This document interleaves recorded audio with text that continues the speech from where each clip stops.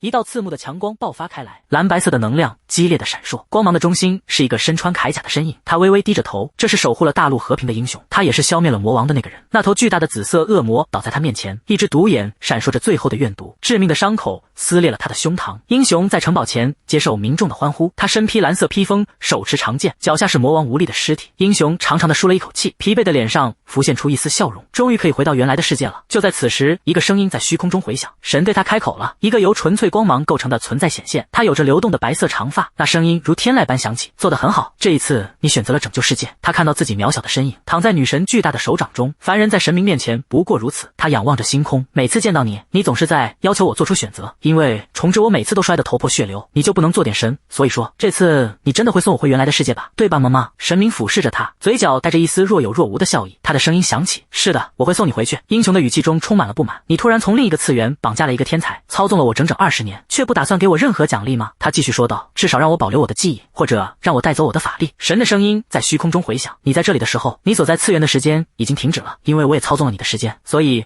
你并没有受到任何实质的损害。英雄咬紧了牙关，他无言以对。英雄放弃了争辩，他长长的叹了口气，好吧，那就快点送我回去吧。神明的声音响起，不要担心，我会给予你奖励，作为你在这里付出的努力和时间的报酬。一道璀璨的金光闪耀，那是神之碎片。神明的声音继续响起，现在我将赐予你我的一部分力量，作为礼物。尽管如此，你什么都不会记得，根据你的选择，次元的流向将会改变，世界将因你的意志而变化。英雄沉默地听着，他缓缓抬起头，眼神中尽是难以置信。所以说，你连一点提示都不给我吗？神明的声音冷漠而坚定，我不会。英雄的情绪终于爆发，他大声喊道，等等，所以你根本没给我任何我想要的奖励吗？至少把我在大陆的记忆还给我。神明不耐烦地伸出手指，他的声音在虚空中回响，现在去吧。英雄急切地喊道，等等，我话还没说完，但神明已经转过身去，光芒在他手中汇聚，他的声音再次响起，你将在一个地方开始你的旅程，一个决定你命运的地方，我将在这里注视着一切。英雄的身体不由自主地坠落，他被卷入一个彩色的漩涡，他的身体在彩色的漩涡中坠落，一道刺目的白光闪过，意识瞬间中断，他猛地睁开了眼睛，阳光太过刺眼，朱颜他抬手遮住眼睛，他打着哈欠坐起身，感觉身体异常清爽，他伸手拿过手机，屏幕上显示着9点02分，下面是一连串来自店长的未读信息，他愣住了。朱颜先生，你在路上吗？你睡着了吗？你知道早班是7点开始的对吧？看到消息请联系我。所有信息都显示来自2小时前。他发出一声绝望的尖叫，迟到了。朱颜夺门而出，在街道上全力狂奔。店长叉着腰怒吼道，朱颜先生，如果你这么晚到，我们以后就很难在一起工作了。朱颜低着头深深地鞠了一躬，我非常抱歉。他感到一阵头晕目眩，脑海中闪过一个念头，我只是想穷一天而已，怎么现在就变成了天天都很穷。他看着收银台旁贴着废弃标签的便当，心情沉重。如果我想付清拖欠的房租，只打1-2份工是远远不够的。他叹了口气，这份兼职也做不长了。他无力地靠在货架上，如果我能觉醒就好了。朱颜微微一怔，他不敢相信自己的耳朵，一阵清脆的提示音响起，一个蓝色的全息窗口在他眼前凭空浮现，正在激活独有特性技能大师 EX。 彻底呆住了，他的瞳孔因震惊而放大，他无法理解眼前发生的一切。一个念头在他脑海中闪过，觉醒者，那些通常被称为用户的人，自从5年前一个奇幻小说般的怪诞现实将世界搅得天翻地覆，随着世界各地开始出现领域，世界也开始围绕着那里出现的新资源运转。已经过去相当长一段时间了，用户被赋予了力量，去征服和开拓被怪物统治的领域，从怪物身上可以获得珍贵的资源，即使在领域里打杂也能赚钱。这就是为什么人人都想成为用户，即使命中注定要踏入一个未知的世界，遍布各地的奖励也远比危险更具诱惑力。当然，并非所有用户都能赚大钱，有些用户从一开始就拥有高级别的稀有特质，但也有那些什么都没有的人。而在那个金字塔的顶端，是世界排名第1的存在，第一个达到70级的人，拥有 SS 级唯一特性龙，他的名字是穆罕默德·阿尔。有一天，穆罕默德·阿尔在他的个人频道上传了一段视频，无数人出于好奇点击了进去，他们聚精会神地观看，教室里的学生围聚一团，不愿错过任何一秒。视频画面中，一片荒芜的大地延伸至远方，穆罕默德·阿里独自站立，一个巨大的暗影从天而降，带着毁灭性的气势向他砸来，金盘下的能量光与笼罩，坠落的法杖化作一道耀眼的光源。那巨大的怪物猛然一颤，他的身体融化流淌，化为闪闪发光的液态黄金。这是所有法师的梦想，这是一种魔法，任何读过一本奇幻小说的人都能认出来。穆罕默德·阿里在空中俯冲，燃烧的陨石从天而降，猛烈地轰击着下方的怪物。他在烈焰中发出痛苦的嚎叫，学生们不约而同地惊呼出声。流星，他们满脸震撼，他从未想过有朝一日能亲眼目睹这样的景象。学生们目瞪口呆，太疯狂了！这里是 A 级区域吗？即便他是70级，一个人怎么可能做到？视频画面中，巨大的流星雨摧毁了他们所遇到的一切，大地在无尽的烈焰中颤抖，尘埃落定。穆罕默德·阿里静立于焦土之上，即使是足以灭国的怪物，也无法与那样的魔法抗衡。怪物的残骸散落在皲裂的大地上，区区怪物又怎能抵挡这天灾般的怒火？在视频的结尾，他开口说道：“你们刚才看到的技能是 SS 级流星雨。从视频上传的那一刻起，整整1周时间，如果有人能向我展示比这个技能更华丽、更强大的魔法，他摊开戴着手套的手掌，掌心静静躺着一枚戒指，我就会把这件神器送给你。元素之戒，这是第一件，也是唯一一件目前已被揭晓的 SS 级神器。这枚戒指是拥有所有魔法元素特性圣物，是所有法师都梦想触及的终极神器。”视频的评论区瞬间沸腾，一条条评论飞速刷新，无数人为这枚元素之戒而疯狂。一名女子轻敲着手机屏幕，她低声感叹：“该死，这也太逼真了。”另一个男人眉头紧锁，他无法理解穆罕默德·阿里的行为，他为什么要用这么荒唐的活动把神器送出去？在一家咖啡馆里，他对坐在对面的同伴问道：“所以你的意思是，他根本不打算把戒指给别人？”那名黑发女子双臂环胸，显得有些不耐烦，她反问：“这世上还有什么比 SS 级技能更厉害的吗？”他拿起自己的手机，我认为他之所以举办这种活动，就是因为他根本不想把戒指给任何人。穆罕默德·阿里微微一笑，心中已有定论，我将是决定条件的人。黑发女子不屑地哼了一声，她向同伴说道：“况且评判标准本来就很主观，这个人根本就没打算交出元素之戒。”他气得浑身发抖，可恶，我嫉妒的要死，他真是太讨厌了。尽管那些被无理拒绝的人在嫉妒中怒火中烧，这段视频在接下来的几天里成为了无法平息的热门话题。新闻媒体铺天盖地的报道，分析 SS 级技能的直播，质疑其为全国性骗局的言论，以及对个人持有未登记神器的担忧。各种声音层出不穷，但最终无人能够触解。那就像是另一个世界的故事，遥远而又虚幻。一片青草地，天空澄澈，一个穿着拖鞋的男人在草地上，一只圆滚滚的小兽好奇地靠近他。那场盛大的事件似乎就这样落下了帷幕。接着他伸出一只手，指尖在空中轻轻划过，紫色的能量随之流转，一道耀眼的光芒闪现，无数的光球凭空浮现。他抬起手指向前方，双眼中闪烁着骇人的红光，火球如雨点般坠落，大地瞬间化为一片火海，熔岩翻滚，灼热的气浪席卷四方，毁灭性的力量将一切吞噬，只留下满目疮痍的焦土。他屹立于自己用魔法创造岩石尖顶之上，脚下是翻滚的熔岩之海，狂暴的能量余波仍在岩柱上噼啪作响。他神情恍惚，低声呢喃：“哇，流星雨！”他身旁的同伴则激动得满脸通红，他对着屏幕竖起大拇指，露出一个灿烂至极的笑容。穆罕默德·阿里先生，你的技能真是太棒了！这段影像被上传到了网上，视频标题是元素之戒活动参与视频。办公室里的人震惊地张大了嘴巴，街上的路人也停下了脚步，所有人都目不转睛地盯着屏幕。有人坐在黑暗的房间里，手指在键盘上飞速敲击，一个巨大的标题出现：穆罕默德·阿里输了。无数匿名的用户发出震惊的尖叫，新的评论再次弹出，但是他是谁？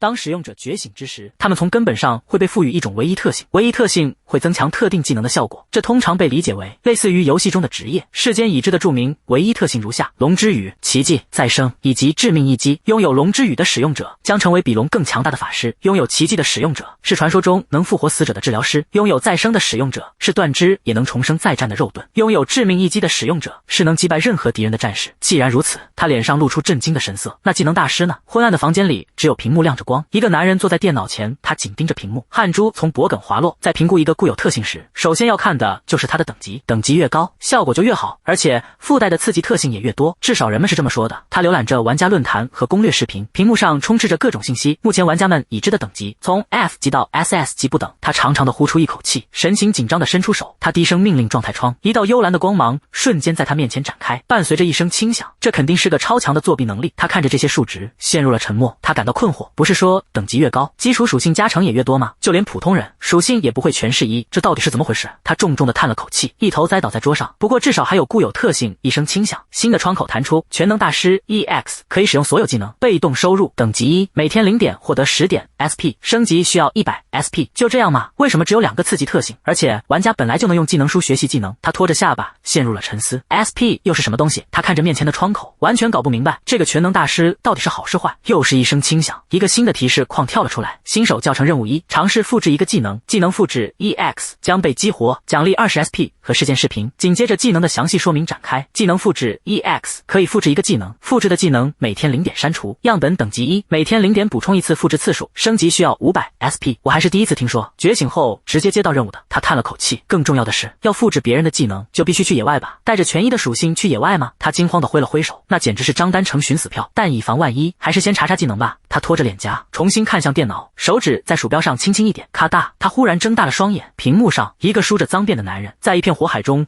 挥舞着燃烧的剑，周围是坠落的陨石。一个新的窗口弹出，流星雨 SS 在广阔区域内召唤20颗陨石，每10点魔力增加1颗，需要魔力120，法力消耗1500。若拥有 S 级或更高等级的魔法类固有特性，威力增加50。又一个窗口紧随其后，新手教程事件，新手教程任务1的后续事件，教程地图将仅开放一次，复制的技能只能在教程地图内使用，在教程地图内所有属性增加999。叮的一声，一个选项框弹出，复制流星雨 SS 吗？他难以置信地看着屏幕，汗水顺着脸颊流下。只是看视频也能复制吗？他紧盯着屏幕，眼神中充满了期待。真的可以吗？在另一个房间里，那个梳着脏辫的男人穿着睡袍，正悠闲地看着自己的视频。他轻晃着手中的红酒杯，脸上带着一丝笑意。女人拿起遥控器，滴，他按下了按钮，电视屏幕关起，一声清脆的点击声响起。一个身穿职业套装的女人站在他面前，他开口问道：“你把元素戒指送出去，就那么开心吗？”他轻啜一口红酒，一个不到1周前获得的技能，落到别人手里的几率有多大呢？女人平静地回答：“世界上相似的技能有很多。”但他又问：“可如果他是 SS 级的，而且名字也一模一样呢？”女人反驳道：“并没有情报确认那是 SS 级的技能，也可能是伪造的，而且没有发现任何有实际痕迹的现场，最低也是 SS 级。”他打断了他的话，语气坚定：“那至少也是个 SS 级的固有特性。”他透过酒杯看着他，眼神中闪烁着自信的光芒。他命令道：“把我的名片和戒指一起给他。”他现在肯定很警惕，最好不要接近，告诉他这是一个想在遥远的未来和他成为朋友的人送的礼物。镜头切换到便利店，店员正看着手机，他惊叹道：“赵熙秀真是疯了。”朱颜看到这一幕，浑身一震，他竟然还为我拍了视频。便利店里一个戴着眼镜的小女孩问道：“大叔，这里卖炸虾果冻吗？”他正专注地看着手机上的视频，视频里没有露出他的脸，保证了他的匿名性。他表情狰狞，不上传这个简直是愚蠢的行为。他自言自语道：“如果有一天我能成长起来，那就没有比这更作弊的特性了。”他大喊道：“喂！”那个男人不耐烦地应了一声：“喂！”店员吓了一跳，抬起头来。男人沉声问道：“我女儿问你这里有没有炸虾果冻？”店员这才反应过来，他连忙挤出笑容：“阿诗玛，有卖的，当然有卖。”叮铃铃，门上的铃铛响起，男人带着女儿离开了便利店。店员松了口气，趴在柜台上长长的叹息了一声。他趴在柜台上，他们应该不会真的送出 SS 级道具吧？但万一他们真的送了呢？他的嘴角勾起一抹微笑，他幻想着赚够能舒舒服服过一辈子的钱，然后变得像穆罕默德·阿里一样强大，吸引全世界的目光。他不禁笑了笑。就在不久前，这些事他还想都不敢想。他伸了个大大的懒腰，但现在感觉自己或许真的能做点什么了。手机屏幕亮起，叮的一声，一条新消息弹了出来，发信人是那个梳着脏辫的男人，上面写着：“我承认了，我会无条件把元素戒指给你。”评论区立刻炸开了锅。阿里出现了，他真的会给吗？穆罕默德·阿里怎么会傻到把那个送出去？他看着手机屏幕，有些发懵。在一家咖啡馆里，朱颜和那个女人面对面坐着。女人自我介绍道：“我是穆罕默德·阿里的秘书李秀妍，关于元素戒指的交付，我会联系。”他接着说：“我们会护送您回家，少主坚持要见您一面。”朱颜看着自己手指上那枚闪亮的戒指，陷入了沉默。回到家后，朱颜躺在床上，他看着手上的戒指，这不是假的吧？一个蓝色的窗口在他面前展开，元素戒指 SS， 魔力加30，法力加500，法力恢复加10，技能威力加20，技能法力消耗10，属性实在是太华丽了。他猛地从床上坐起来，现在可不是躺着的时候，我的魔力增加了40，现在就应该去野外狩猎，我需要盔甲，但那也需要钱。他看着自己凌乱的房间，地上一堆吃完的泡面盒，他抓起一件衣服准备出门。他看着前天发布的视频，播放量倒是足够了，但评论区已经有人骂他是骗子。他叹了口气，还是不想通过频道认证暴露身份。有没有什么好办法呢？他拖着下巴在电脑前苦思冥想，突然他眼前一亮，他打开了一个论坛，一篇帖子吸引了他的注意。S 级预备役 A 级用户，治疗技能本身就是个超大的甜头，只要在野外入口做紧急治疗，就能赚到几十万韩元。那些无视他们说野外报酬更高的人，如果没有这些治疗师，恐怕也不会去狩猎吧。上面写着出售 C 级治疗术，可以恢复断肢和骨折，1级或更低级的状态效果，断肢50万韩元，骨折20万韩元，状态异常70万韩元。他坐在地上，面前铺着一张写着价目表的纸。他想，就算一天只来一个人，这也是一笔大生意。地级沼泽地，首尔大公园。他坐在公园入口的标志前，好位置都被抢光了，我只能待在这了。他拿出手机，下次应该带点什么来打发时间。不远处传来一阵骚动，一个穿着斗篷的女人和男人从野外冲了出来，他浑身是血。朱颜看着这一切，还是积极点想吧。他低头看着手机，只要不进入野外，就不会有危险吧？肯定不会在赛场外发生什么坏事。他刚这么想着，一道人影就从他身边呼啸而过，那个满脸是血的男人和在怀里的女人。朱颜彻底呆住了，眼前发生的一切完全超出了他的理解。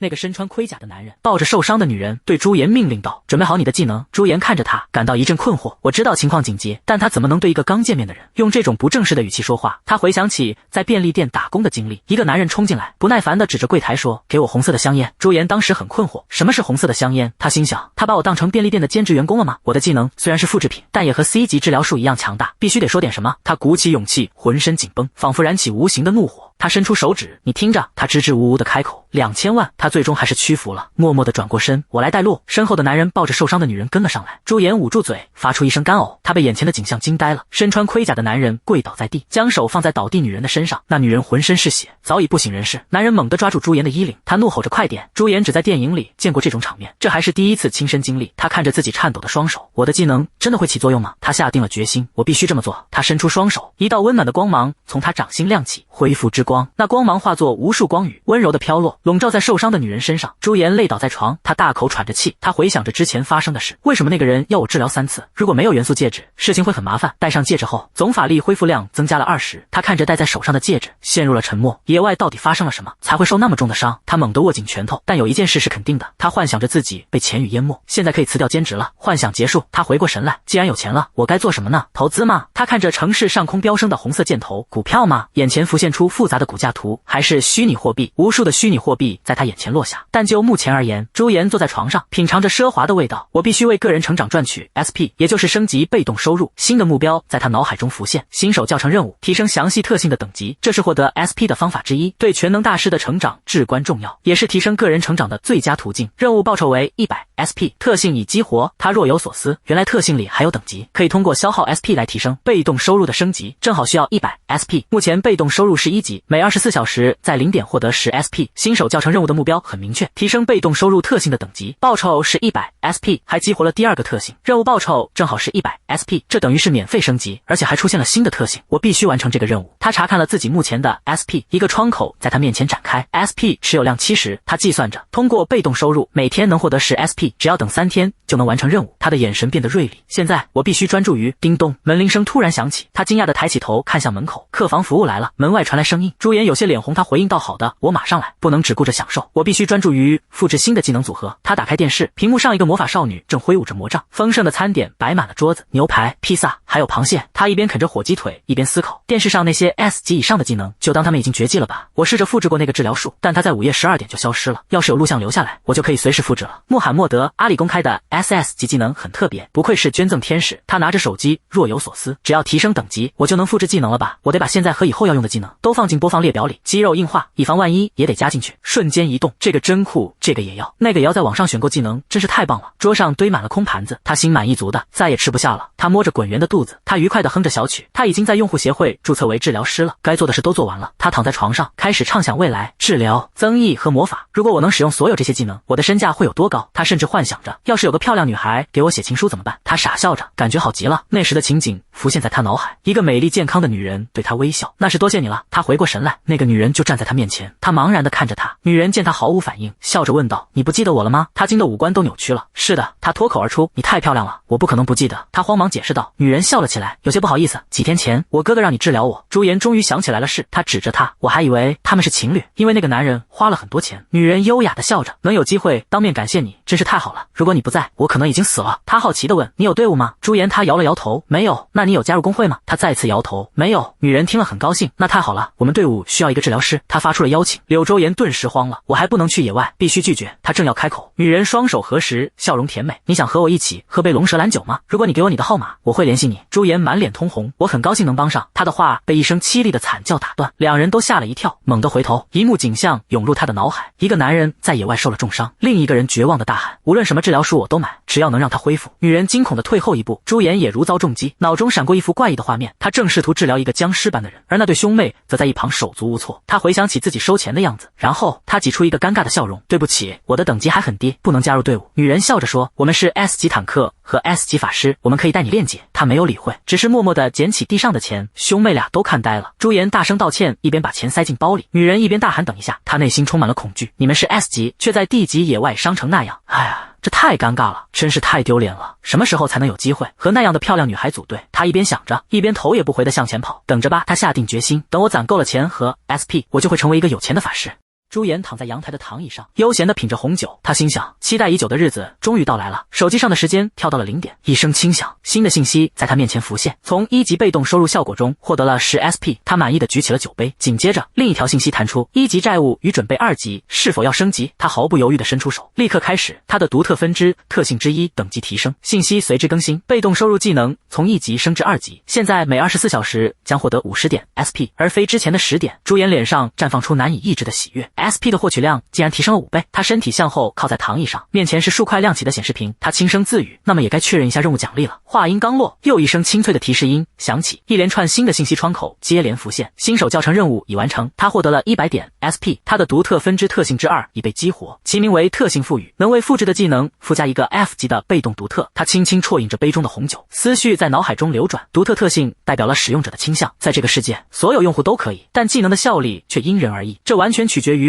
每个使用者独特的特性。没有相关特性的人施展的法术软弱无力，而像炎帝那样拥有契合特性的人则能发挥出惊人的威力，这自然就成了技能复制者的弱点。由于没有独特特性的加成，复制来的技能总比原版要弱。他将酒杯轻轻放在桌上，发出一声轻响，思绪飘回了新手教程地图。那时的陨石术是个例外，但是他将手指送到唇边，神情若有所思。现在连复制的技能都能获得独特特性了，这能力简直强得离谱。不过随机这个词有点让人在意。他审视着眼前的技能说明，他坐起身来，拿起手机，看来得亲自试试才能确认。他的眼神变得锐利，也差不多是时候摆脱治疗工具人的身份了。一个新的任务窗口在他面前展开，尝试使用复制的技能狩猎怪物，提升等级以解锁更多技能大师的内容，目标是消灭20只怪物。他望向窗外，城市的灯火璀璨如星河。他沉默了片刻，心中已有了决断。他懒洋洋地靠在沙发上，手机握在手中，一个半透明的任务窗口在身旁若隐若现。这种感觉很奇特，就像有人在实时监视着他，然后给他发布任务。他将视线转回手机屏幕，如果要用于狩猎的话，他需要一个合适的技能。他滑动着屏幕，一个视频标题吸引了他的注意：为何火球术被奉为神技？或许可以复制这个来练习一下。他心里这么想着，但嘴上却故作轻松，反正只是随机赋予，也没期待什么好东西，就随便试试看吧。他集中精神，发动了技能复制，瞬间一股热浪袭来，一个全新的信息窗口在他眼前燃烧成型。火焰炸弹1级，召唤一场火焰爆炸，可在20米内引爆，需要10点力量。他目瞪口呆，额上渗出冷汗，一个念头无法抑制地冒了出来：任务窗口后面难道真的没有人吗？视线一转，周围的景象已然改变。他身披一件简陋的棕色斗篷，站在大岭洋牧场的入口处，周围聚集着一些眼神空洞的人，他们都静静地看着前方。一道巨大的半透明蓝色光幕横亘在现实与狩猎场之间。他心生疑问，这就是现实与场地的边界吗？他深吸一口气，迈步穿过光幕，微风拂面带来青草的气息。虽然装备很廉价，但我已经花光了所有钱，应该没问题的。他眼中闪过一丝决然。好了，再见了，治疗工具人。你好啊，猎人。与此同时，在一个网络论坛上，关于一个新人的讨论正热火朝天。一个用户发帖问道：嘿，你们听说过那个疯子吗？立刻有人回应：你是说那个在杨牧场用火球术屠杀怪物的疯子？没错，就是他。杀怪的时候脸上还挂着笑，我也看到了。我第一次为一只4脚犀牛感到难过，有个工会想招募他，结果他因为被叫做疯子，就把那群人给收拾了。他看着眼前这几个人，他们脸上挂着滑稽而畏惧的表情，显得格外突出。他轻轻哼了一声，思索着眼前的状况。他懒洋洋地靠在椅子上，嘴角勾起一抹自得的微笑，倒也不是只因为那个原因就拒绝了他们。他装模作样地抹了抹眼角，我可是连 S 级美女的招揽都拒绝过的男人。一段因拒绝而催生的悲伤爱情故事就此落幕，但他还是有些在意。狩猎的时候我真的笑了吗？记忆的碎片在脑海中浮现，一头巨大的魔物猛冲过来，他侧身险险避开，享受一下又有什么不对呢？火焰从他手中喷涌而出，瞬间吞没了整片兽群。他发出了轻笑，下一刻他看到了自己都冒下的脸，那是一张咧开的带着狂热笑意的面孔，连他自己都感到一丝陌生。金色的能量在他周身激荡，怪物的惨叫声不绝于耳，他却发出了满足的叹息和难以抑制的笑声。他坐在笔记本电脑前，房间里一片静默。他回想起自己那狂热的笑声，不禁又发出一阵古怪的轻笑。他轻轻一颤，那个我确实记得，因为怪物死得太容易了，我变得超级兴奋。他带着一丝苦笑承认道，额上渗着冷汗。就在这时，一连串新的信息浮现在他眼前：怪物消灭20只，被动型任务已完成。他获得了200点 SP， 技能复制的第2个分支特性已被激活。他看着屏幕上的文字，心里一块石头落了地。我本来因为法力快用光了，打算停手，结果新手教程任务的奖励降低了10%的法力消耗，所以我才能继续狩猎。他的注意力转向笔记本电脑上的一个论坛，这里也有个首领讨伐的帖子。他点开了帖子，评论区已经议论纷纷。一个 ID 叫偏见与5万韩元的用户评论道：那个疯子去打黑熊讨伐战了，那个奖励不是限制在15级以下吗？另一个用户回复，他说全都是靠装备，他自己才5级。第3个用户也加入讨论，推荐菜品是韩式烤肉。总之那个伤害太疯狂了，我亲眼看到了黑熊暴走的全过程。他向后靠在椅背上，嘴角露出一丝微笑，没错，全都是脱了装备的福，多亏了他，我才能像疯子一样狂甩火球术。他脸上的笑容突然僵住，一个念头让他猛地一震，他想起世界第一的使用者穆罕默德神，必须再次膜拜。他双手合十，露出一脸荒唐而又虔诚的表情。他的视线回到笔记本电脑上，屏幕上黑熊首领的图像映入眼帘，思绪回到几天前，战场之上，巨大的光束撕裂了天空，震耳欲聋的咆哮声回荡在森林里，巨大的黑熊张开血盆大口，发出愤怒的嘶吼。战场上，一个身穿铠甲的男人高声喊道：“我来吸引仇恨！”法师们待在后面不要动。小队成员们立刻行动起来，他们围攻着黑熊，刀剑与剑矢不断落在他身上。领队再次大喊：“近战输出，小心别拉到仇恨！”一个蓝色的任务窗口悄然浮现，卡托里尔测试狩猎场怪物，击败场地首领怪物，奖励是500点 SP。他站在战场的边缘，兜帽遮住了他的表情，只露出一抹意味深长的微笑。所有的任务是击败首领。黑熊发出震天的咆哮，他人立而起，巨大的身躯挡住了光线。负责吸引仇恨的战士挥剑砍向黑熊，小心！领队惊呼道。黑熊的注意力被吸引，他猛地转向领队，突然出现一团巨大的火焰，炙热的能量瞬间吞噬了黑熊。这是怎么回事？幸存的队员们惊恐地看着这一幕。在他们身后，一个身披斗篷朱颜缓缓走出，他的双手之上各悬浮着一团跳动的火焰，脸上带着从容的微笑。他轻咳一声，嘴角依旧挂着微笑，指尖的火球应声飞出，正中黑熊的面门。黑熊发出一声痛苦的咆哮，他轻轻一挥手，更多的火球从他指尖射出。哎呀！无数的火球如同暴雨般倾泻而下，瞬间将黑熊淹没。剧烈的爆炸声此起彼伏，震耳欲聋。爆炸的烟尘散去，黑熊焦黑的尸体倒在地上，周围的队员们目瞪口呆，一时间鸦雀无声。结束了吗？一个队员颤抖着问道。不可能吧？另一个队员难以置信地看着眼前的一切，一片死寂。不可能！话音未落，焦黑的雄狮突然动了一下，他猛地站了起来，发出比之前更加响亮的咆哮，身上焦黑的皮肉脱落暴露，一股不祥的紫色光芒笼罩了他，尖锐的利爪从他的指尖伸出，随着咆哮声扩散，一连串的负面状态提示浮现在众人眼前。暴露在黑熊的咆哮之下，所有能力值降低3点，力量降低2点，敏捷降低2点，耐力降低2点，狂暴模式，这是特殊阶段。领队惊恐的大喊：“该死！你到底造成了多少伤害？”队员们在紫色的光环中痛苦的挣扎着。我太虚弱了，连剑都举不起来。一个队员绝望的喊道：“保持冷静。”另一人试图安抚他。黑熊再次发出咆哮，巨大的爪子带着紫色的残影猛地挥下。领队举起盾牌格挡，队员们陷入了绝望。在他们身后，那个身披斗篷的年轻人静静地站着，仿佛这一切都与他无关。他抬头望着天空，神情平静。清脆的提示音响起，附加新手教程测试，从首领身上复制一个特殊技能，为新手教程任务授予1次免费复制机会。特殊技能复制1次，奖励是200点 SP 和激活技能复制的第3个分支特性。又一声提示音，黑熊的咆哮技能信息浮现，如果在60秒内生命值产生共鸣超过 50%， 将释放1次完美的咆哮。30米范围内的所有生物属性降低3点，如果受影响生物的属性低于施法者，则额外降低2点，每影响10个生物，施法者的属性增加3点，法力消耗为0。他看着眼前的信息，额上冒出一滴冷汗。他低声说道：“技能复制。”一连串新的信息窗口弹出，正在复制黑熊的咆哮。贪婪效果已应用，已获得独特特性。独特特性大地感应，随机删除该技能的一个分支特性。黑熊的咆哮，释放1次与超过 50% 生命值共鸣的咆哮。30米范围内的所有生物属性降低3点，如果受影响生物的属性低于施法者，则额外降低2点。这个技能甚至不消耗法力，简直强得离谱。他的眼中闪过一丝红光，反正这个技能午夜就会消失，如果现在不用，他大吼一声，深红色的能量从他体内爆发。黑熊的咆哮，强大的声波以他为中心扩散开来。如果现在不用，我就是个傻子。周围的队员们瞬间被震倒在地。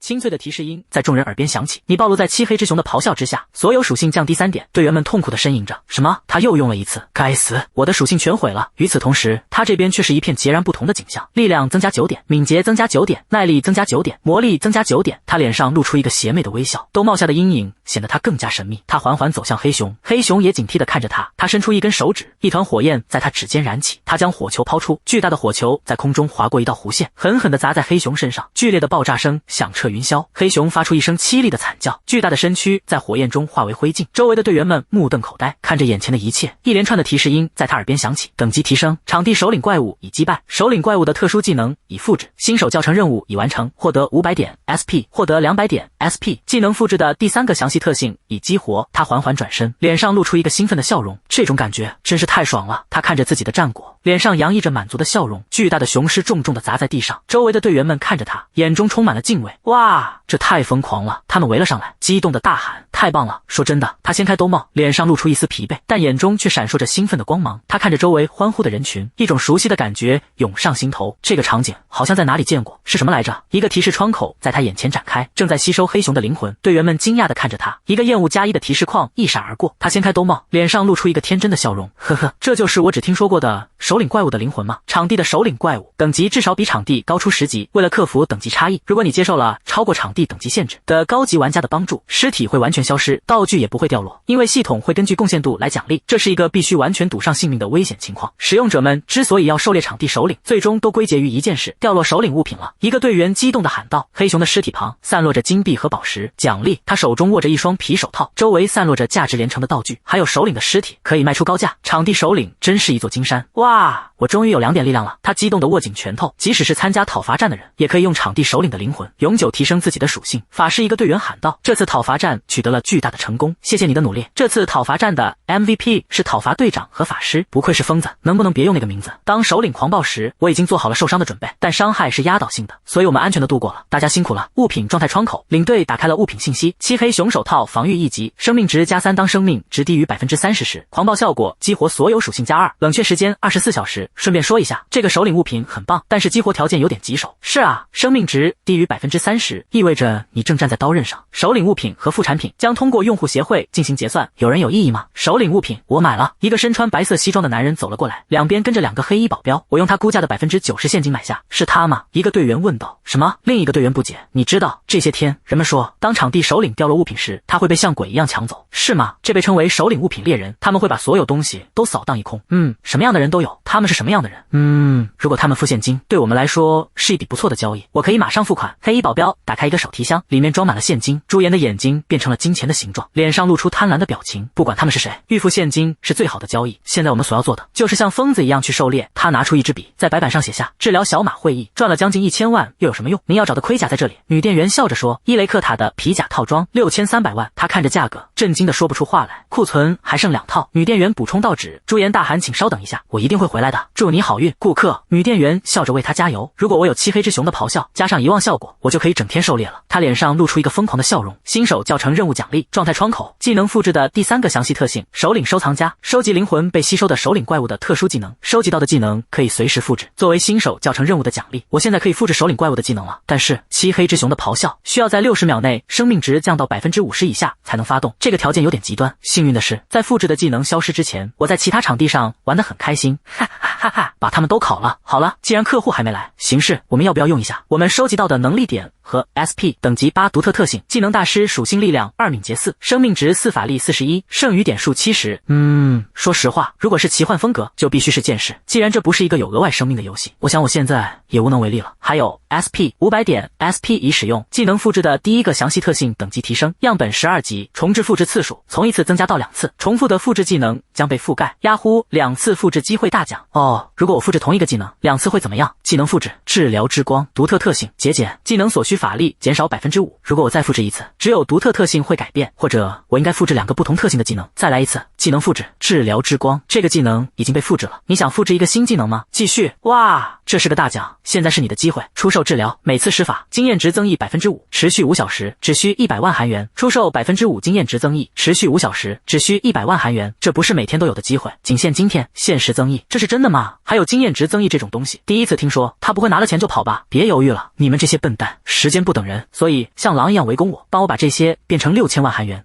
天哪！一个身穿法师袍的人走了过来，好久不见。他看着眼前的女人，如你所见，我现在正在卖东西。他脸上挂着微笑。治疗师，你一个增益都还没卖出去吧？我和我哥哥会买下它。他身后的男人倒吸一口凉气。欢迎，这边请。他伸出手示意他们过来。哥哥吐槽，我感觉之前好像发生过类似的事情，肯定是我的想象。一道绿光闪过，他和哥哥身上多了一个增益效果，战斗经验值增加5%，持续5小时。他递给他一张名片，上面写着 S 级火焰琼马尔之焰金绘制，还有他的电话号码，晚点联系我好吗？我们真的很需要一个技术好的治疗师。他笑着说，随后向人群喊道，嘿，大家这个人的增益是真的，持续5小时，5%经验值。人群立刻躁动，蜂拥而至，争先恐后的把钱塞给他。我保证我也要。朱颜讲好啦，排好队，等我的法力恢复我就施法啊。对不起，不收卡。他冷冷地说道。他和哥哥走在路上，你以前不是叫我传说中的傻瓜什么的吗？那你为什么还要接近一个没有装备的新手？我之前告诉过你，我们队伍我负责爆发伤害，而且我哥哥有着出色的抗伤能力，所以我们的团队相当平衡。但有个问题，我们缺个治疗，现在有个从没听过的经验加成，很可能他有个超有用的独特特质。哥哥怀疑，不过还只是个新手，这就是意义所在，在别人认可他的价值之前。随后遇怪物，金绘制释放火焰风暴，你知道吗？那种用户说不定有一天会成为了不起的排名靠前的人。他哼着小曲，心情愉快地走在街上。了。他脸上洋溢着幸福的笑容，自言自语道：“这就是我努力赚钱的理由。”一声清脆的提示音响起，一个光屏在他面前展开，以激活莱克塔的皮甲套装5件套，全属性+2，顶级防御+1，从1级提升至D级。他露出一个狡黠的微笑，手指抵着下巴，但是被动收入还是比劳动收入更香吧。他的手指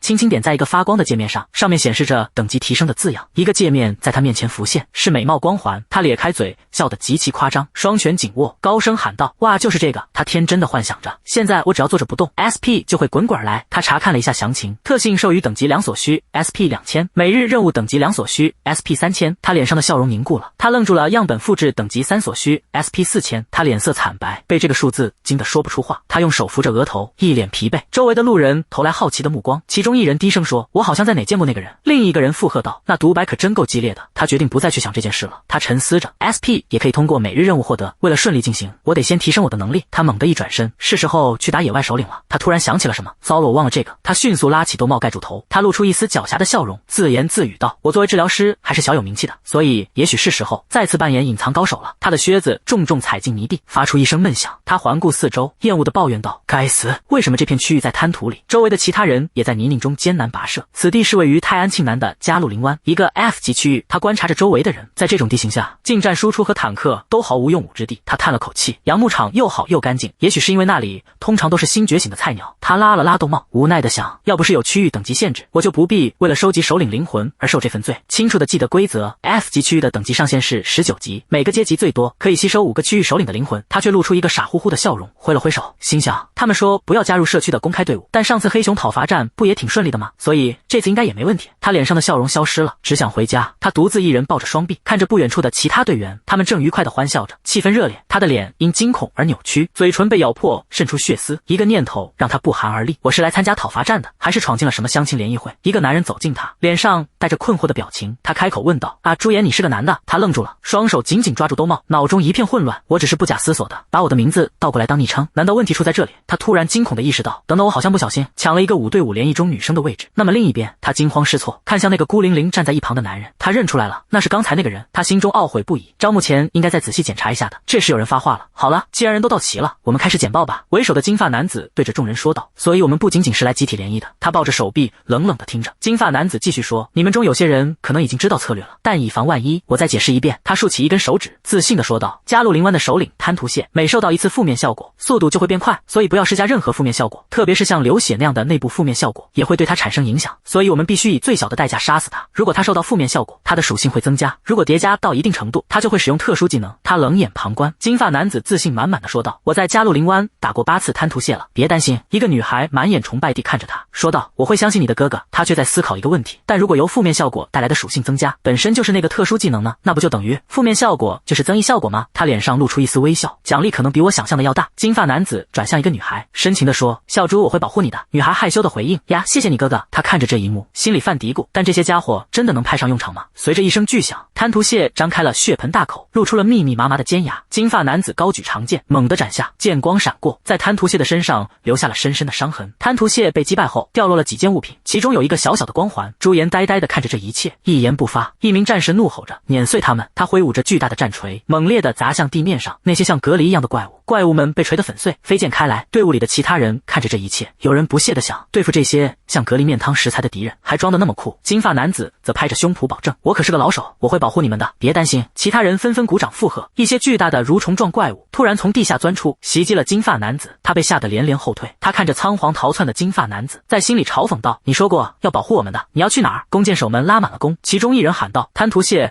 只会在怪物尸体堆积到一定程度后才会出现，所以一定要把小怪也彻底清理干净。”箭矢如雨般落下，射中了那些蠕虫怪物，怪物们纷纷倒地，鲜血四溅。他用手挡住额头，看着空中飞舞的箭矢，自言自语道：“嚯，他们还真是满天飞啊！看起来他们在 F 级区域也想展示自己的技能。”他看着倒地的怪物尸体，那么主菜什么时候到？一只巨大的怪物从地下钻出，吞噬了蠕虫怪物的尸体。有人高喊：“他来了！”队伍立刻行动起来。讨伐战现在开始，组成标准队形，怪物发起了攻击。队伍的指挥者大声下令：“螃蟹只会左右移动，所以要一直正对着它，只做前后后一动，他看着这一切，脸上露出惊愕的表情。变化抗性 A 级，它能抵抗增益与减益带来的变化，每叠加一层增益或减益，全属性变加1。当叠加5层或更多时，全属性将额外增加5点。那巨蟹张开血盆大口，吞噬了另一只怪物。巨大的身躯碾过地上的残骸，他站在一片狼藉之中，脸上是抑制不住的笑容。他心中只有一个词：投降。巨蟹猛地横向移动，一名战士惊恐的大喊：哇！他在横着走，快退后！巨蟹挥舞着巨大的蟹钳，但他钳子上的小螃蟹突然改变了攻击方向。一名战士惊骇的尖叫：疯了！他居然还能变相！他发出凄厉的惨叫。他站在远处，冷静地观察着一切。技能描述里没有条件或持续时间，这意味着这是一个被动技能。他眼中闪烁着兴奋的光芒。一个被动技能施加的增益或减益越多，属性就会越高。金发男子高声喊道：请尽量只使用物理攻击。他一脸不解地看着他：你这个主坦克在这里干什么？金发男子回忆起攻略要点：加入灵湾的首领蟹，每施加一次负面效果，速度就会加快，所以绝对不能施加负面效果，特别是像流血这样的自我施加的负面效果也会产生影响。他一边沉思，一边看着激烈的战斗。无论如何，如果物理攻击像这样持续下去，就会发生流血，那最终也是一种负面效果。箭矢不断地射向巨蟹，他恍然大悟：哦，坦克吸引仇恨，然后他们在远处削弱他。怪不得队长部署了这么多远程输出，但这太慢了。他看着那坚硬的蟹壳，到底要怎么才能毫发无伤的击败这样一个怪物？他陷入了沉思。他看着旁边的金发男子，轻声说道：或许。金发男子转身看向他，微笑着问：轮到我出手了吗？他心里吐槽：你不是早就该出手了吗？金发男子对着女孩说道：笑猪哥哥需要一个增益。女孩立刻回应：好的。他摆出一个可爱的姿势，大声说道：充满笑猪心意的增益来了。他看着这一幕，无奈地想，这种角色扮演的概念真是别具一格，还是让他们在那边胡闹比较好。他身边开始聚集起金色的光芒，他自言自语道：果然，答案是用爆发伤害一击解决。一道道闪电在他周围噼啪作响，金色的魔法阵在他脚下展开。他惊恐地看着眼前的景象，口中喃喃自语：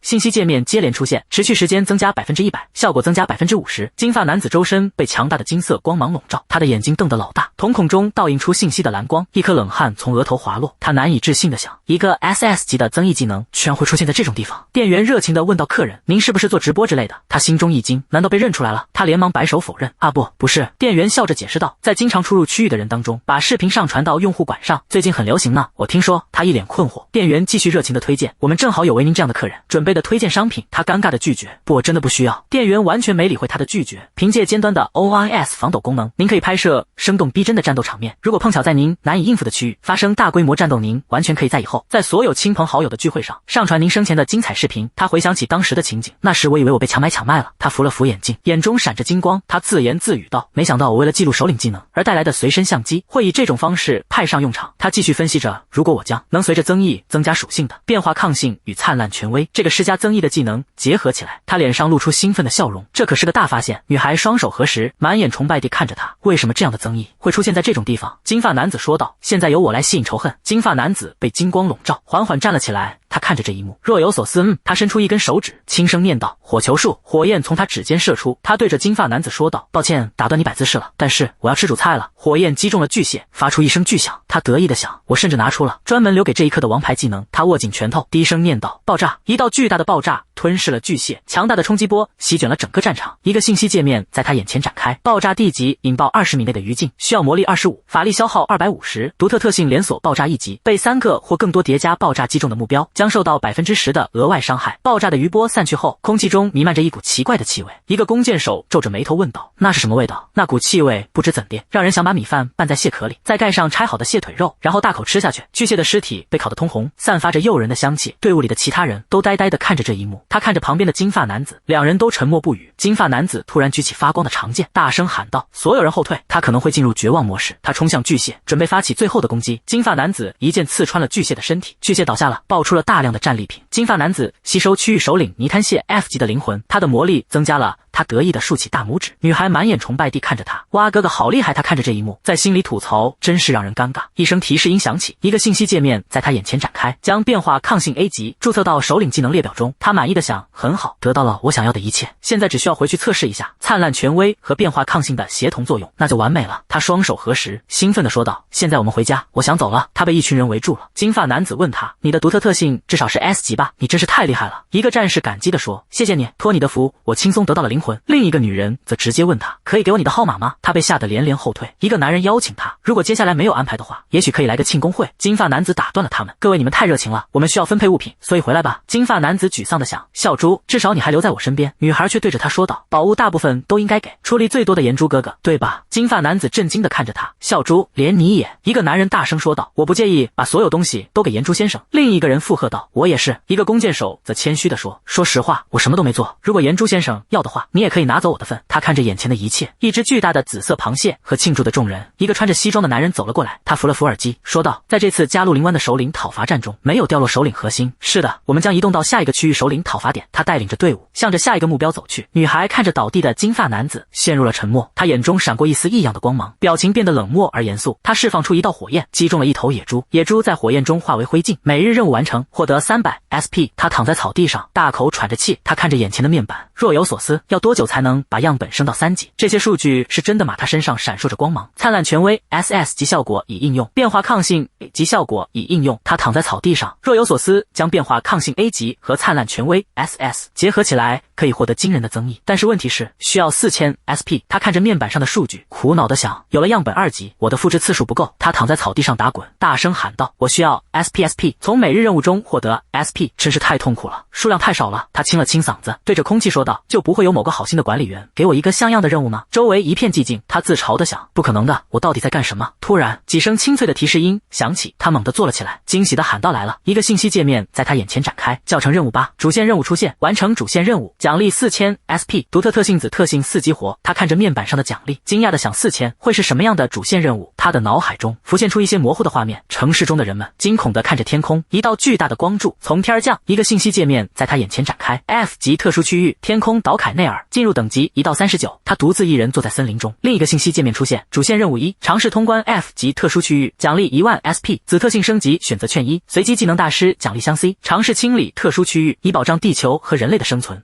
一个信息界面展开，是关于开始入侵地球的怪物，任务是清理这片区域并保卫地球和人类。世界的命运现在掌握在你的手中。那些被认为是通往天空之岛凯内尔的入口的光柱，用户协会目前正在实施紧急管控。由于天空之岛事件，仁川机场和金浦机场的航班无限期取消，而且生活在该特殊区域受影响范围内的居民抱怨缺乏阳光。该领域的入门级别仅为1到39级。我觉得用户协会需要尽快允许门户访问。突发新闻，有报道称特殊领域在世界各地同时出现。他看着手机上的新闻，直播标题写着，突发全球特别区域局势紧张，军事部署命令已下达。一群人在街上议论纷纷。一个男人说道，既然日本的特别区域不是天空岛，他们就不用担心阳光了，这挺好的。另一个人反驳道，嘿，那不是重点，你这个白痴。他看着手机上的新闻，脸色凝重。那是一个 B 级特殊区域70级的怪物正涌入东京。视频中是关于人类末日开端的报道，东京史无前例的疏散令以及200万人大撤离的画面。他心想，如果他们是70级，那不就相当于 S 级了吗？街上的人继续议论着，据说进入等级是41到70，太疯狂了。他看着眼前的绿灯，迈开了脚步。在繁华的都市街头，一名西装革履的官员正对记者们发表演说。他神情严肃地断言，从其他国家的情况来判断，特殊领域绝非有利可图之地。官员的语气愈发激昂，我们的使用者协会正得到政府的积极支持，为的是尽快攻占领域，因此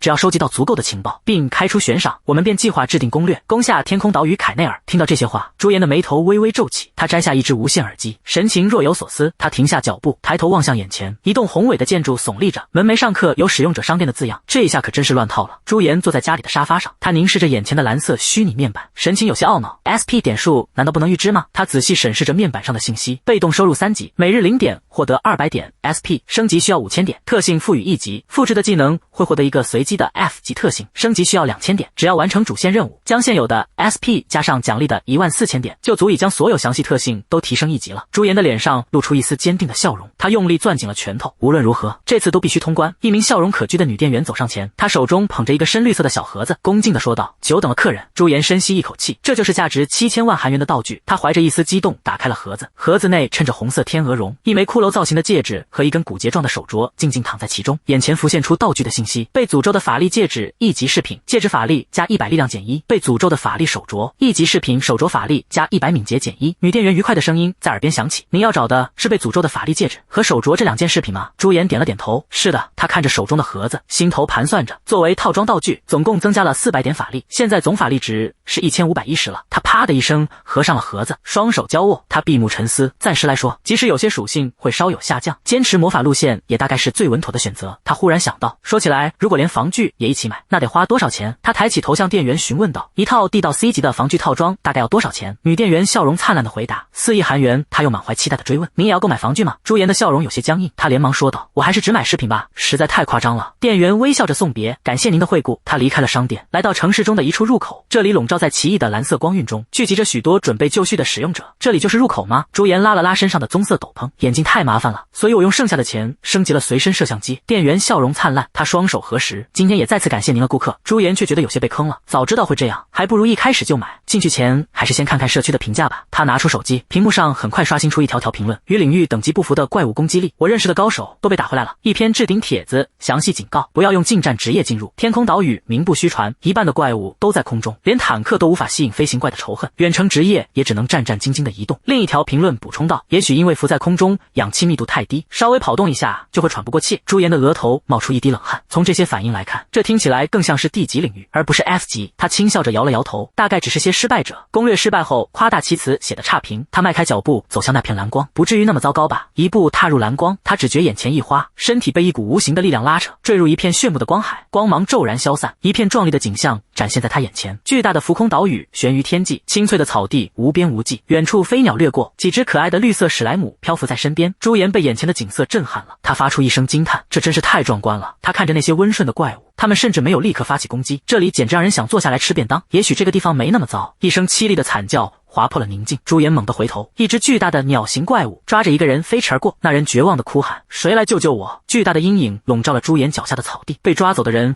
还在拼命挣扎。他伸出手臂，声嘶力竭地呼喊：拜托了，谁都好！突然怪物松开了爪子，那人径直坠入了浮空岛下方的无尽深渊。救命啊！他的声音在坠落中逐渐消失。朱颜正在原地，他望着天空，一时语塞。一大群鸟形怪物扇动着翅膀，在草地上空低飞盘旋，全面撤退。他双手燃起火焰，现在能依靠的只有火球术了。一只怪物向他俯冲而来，他停下脚步，眼神坚定地迎着他。你这只鸟有本事就过来，我就把你烤了。正要出手，他却惊讶地发现，那只俯冲的怪物突然改变了方向，他掠过他的头顶，带着整个鸟群飞向远方。他一脸困惑，他们都去哪了？远处出现了一队人，一名身穿重甲的骑士举起巨大的盾牌，稳稳地挡住了怪物的攻击。那些人是……鸟群发出刺耳的尖笑，他们的目标并非朱颜，而是那对新来的人。蓝色的能量在怪物的利爪上闪耀，猛烈地撞击在盾牌上。一名女战士从骑士身后跃出，她挥舞着手中的长柄武器，锋利的刀刃划破空气，狠狠斩在怪物身上。巨大的冲击力传来，骑士举着盾牌稳稳地承受着。他身后的女法师开始吟唱，她眼中闪动着红光，火焰风暴。骑士的盾牌前升起一道耀眼的金色屏障，炽热的火焰从天而降，形成一道巨大的龙卷风，将怪鸟群吞噬殆尽。火焰中传来阵阵凄厉的惨叫，烈焰散去，空中只留下燃烧殆尽的焦黑残骸，缓缓飘落。朱颜站在原地，目瞪口呆地看着这一切，他惊叹不已，这伤害也太疯狂了。女法师擦了擦额头的汗，长舒了一口气，她没想到他们会这么强，我以为他们是高手，但没想到会强到这种地步。女战士则伸了个懒腰，轻松地说道：没有想象中那么难吗？骑士沉声提醒：知道了，所以拜托别像上次那样放松警惕然后受伤。朱颜摸着下巴，若有所思，我只复制了火球术，要不要把那个技能也复制了？他悄悄地跟了上去。女法师仍在抱怨，说真的，要是那时我们有治疗师，可能就不会伤得那么重了。他自言自语道，不管怎么想都觉得很可惜，要是能招募到上次那位治疗师，狩猎就会轻松多了。突然两只绿色史莱姆抱住了朱颜的腿，他一边挣扎一边大喊：喂，快放开我，别抱着别人的腿啊！他的喊声让远处的队伍停下脚步，三人齐刷刷的回头，气氛瞬间凝固了。朱颜的脸涨得通红，他僵在原地。女战士看到他狼狈的样子，她俏皮的眨了眨眼，笑着挥了挥手，又在这里见到你了，不过你看起来好像有点忙。该死的！